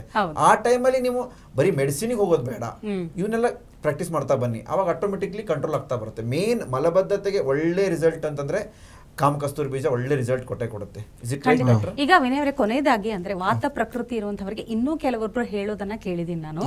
ವಾತ ಅಂದ ಕೂಡಲೇ ಈ ಗಾಳಿ ಅಂದ್ರೆ ಥಂಡಿ ಇರೋದಾಗ್ಲಿ ಚಳಿ ಇರೋದಾಗ್ಲಿ ಬರಲ್ಲ, ಅದು ಕಷ್ಟ ಆಗುತ್ತೆ ಸಹಿಸ್ಕೊಳ್ಳಕ್ಕೆ ಅನ್ನುವಂಥದ್ದಾಗಿರ್ಬೋದು, ಈ ಬೆರಳು ಸ್ವೆಲ್ಲಿಂಗ್ ಆಗುವಂಥದ್ದಾಗಿರ್ಬೋದು, ಇದು ಎಲ್ಲವೂ ವಾತ ಅಂತ ಒಂದು ಆಡು ಭಾಷೆಯಲ್ಲಿ ಮಾತಾಡೋದನ್ನ ನೋಡಿದೀವಿ. ಇದು ನಿಜಾನಾ ಅಂತ? ಕರೆಕ್ಟ್. ಅಂದ್ರೆ ಹೆಂಗಾಗುತ್ತೆ ಅಂದ್ರೆ ಮೇಡಮ್, ಈಗ ದೇಹಕ್ಕೆ ಒಂದು ಸೆನ್ಸಿಟಿವಿಟಿ ಇದೆ, ಒಂದು ಸೂಕ್ಷ್ಮತೆ ಇದೆ.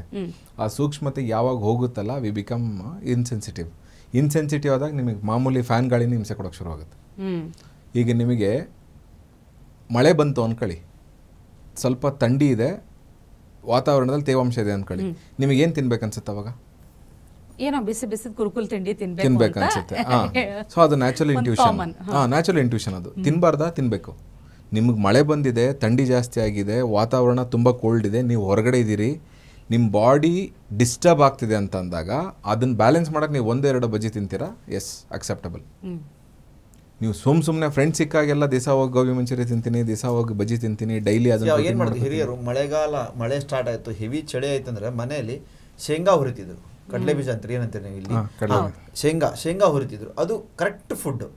ಆ ಟೈಮಿಗೆ ಯಾವುದು ನಮ್ಮ ತಾತ ಕೇಳ್ತಾರೆ, ಮಳೆ ಬಂತು ಏನು ಮಾಡೋದು ನೆಕ್ಸ್ಟ್, ಇವಾಗ ಕೃಷಿ ಕೆಲಸ ಇಲ್ಲ, ಏನು ಮಾಡೋದಂದ್ರೆ ಏನಿಲ್ಲ, ಶೇಂಗಾ ಹುರ್ಕೊಂಡು ತಿಂತ ಕುಂದ್ರೋದಷ್ಟೇ.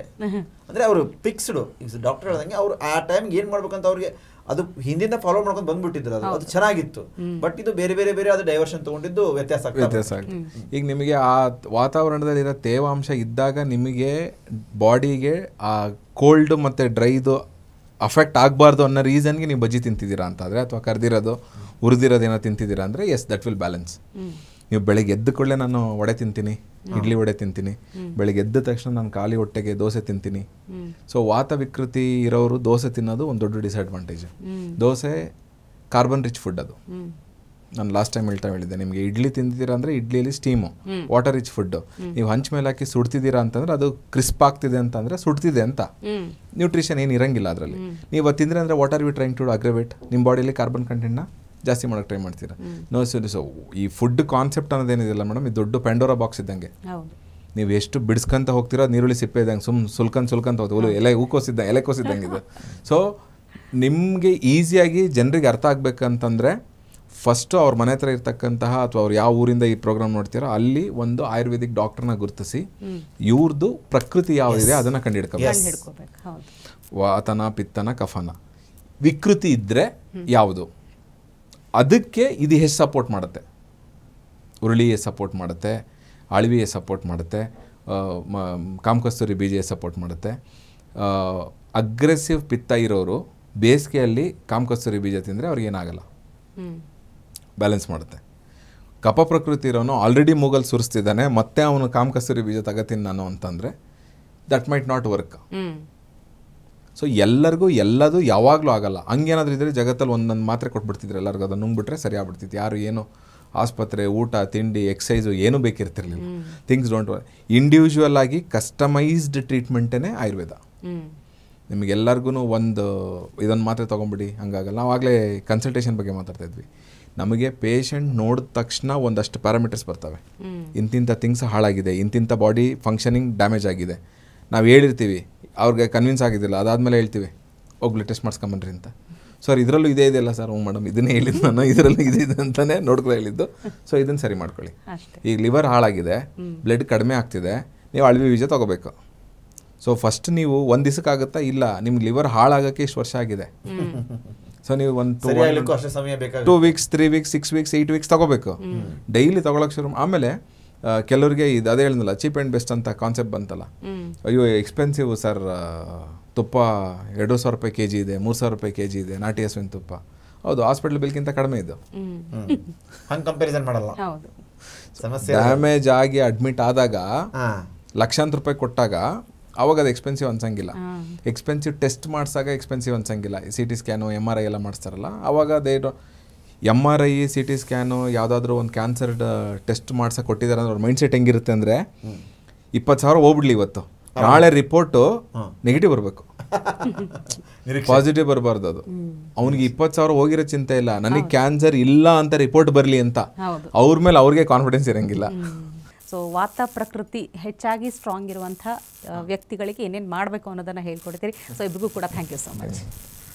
ನೋಡಿದ್ರಲ್ಲ ವೀಕ್ಷಕರೇ, ಇತ್ತೀಚಿನ ದಿನಗಳಲ್ಲಿ ಆರೋಗ್ಯವನ್ನು ಕಾಪಾಡಿಕೊಳ್ಳೋದೇ ಒಂದು ತಪಸ್ಸಿದ್ದ ರೀತಿಯಲ್ಲಿ. ಹೀಗಾಗಿ ಯಾವುದನ್ನೂ ಮಾಡಲಿಕ್ಕೆ ಆಗೋದಿಲ್ಲ ಅನ್ನೋದರ ಬದಲು ಕೈಲಾದಷ್ಟು ಪ್ರಯತ್ನಗಳನ್ನು ಪಟ್ಟು ನಮ್ಮ ದೈಹಿಕ ಪ್ರಕೃತಿಯನ್ನು ತಿಳ್ಕೊಂಡು ಅದರ ಪ್ರಕಾರ ಯಾವ ರೀತಿ ಆಹಾರ ಪದ್ಧತಿ, ಜೀವನ ಶೈಲಿಯನ್ನು ಇಟ್ಕೋಬೇಕು ಅನ್ನೋದನ್ನು ನಾವು ಕೂಡ ಅಳವಡಿಸಿಕೊಳ್ಳೋಣ ಅಂತ ಹೇಳ್ತಾ ಇವತ್ತಿನ ಸಂಚಿಕೆ ಮುಗಿಸ್ತಾ ಇದ್ದೀವಿ. ನಮಸ್ಕಾರ. ಟಿವಿ ವಿಕ್ರಮ, ದೇಶ ನಿಮ್ಮ ಕೈಯಲ್ಲಿ. ಈ ಕಾರ್ಯಕ್ರಮ ನಿಮಗೆ ಇಷ್ಟ ಆಗಿದ್ದಲ್ಲಿ ಲೈಕ್, ಶೇರ್ ಹಾಗೂ ಕಮೆಂಟ್ ಮಾಡಿ. ಟಿವಿ ವಿಕ್ರಮದ ಕಾರ್ಯಕ್ರಮಗಳನ್ನು ನಿರಂತರವಾಗಿ ವೀಕ್ಷಿಸಲು ಸಬ್ಸ್ಕ್ರೈಬ್ ಮಾಡಿ, ಬೆಲ್ ಐಕನ್ ಒತ್ತಿ.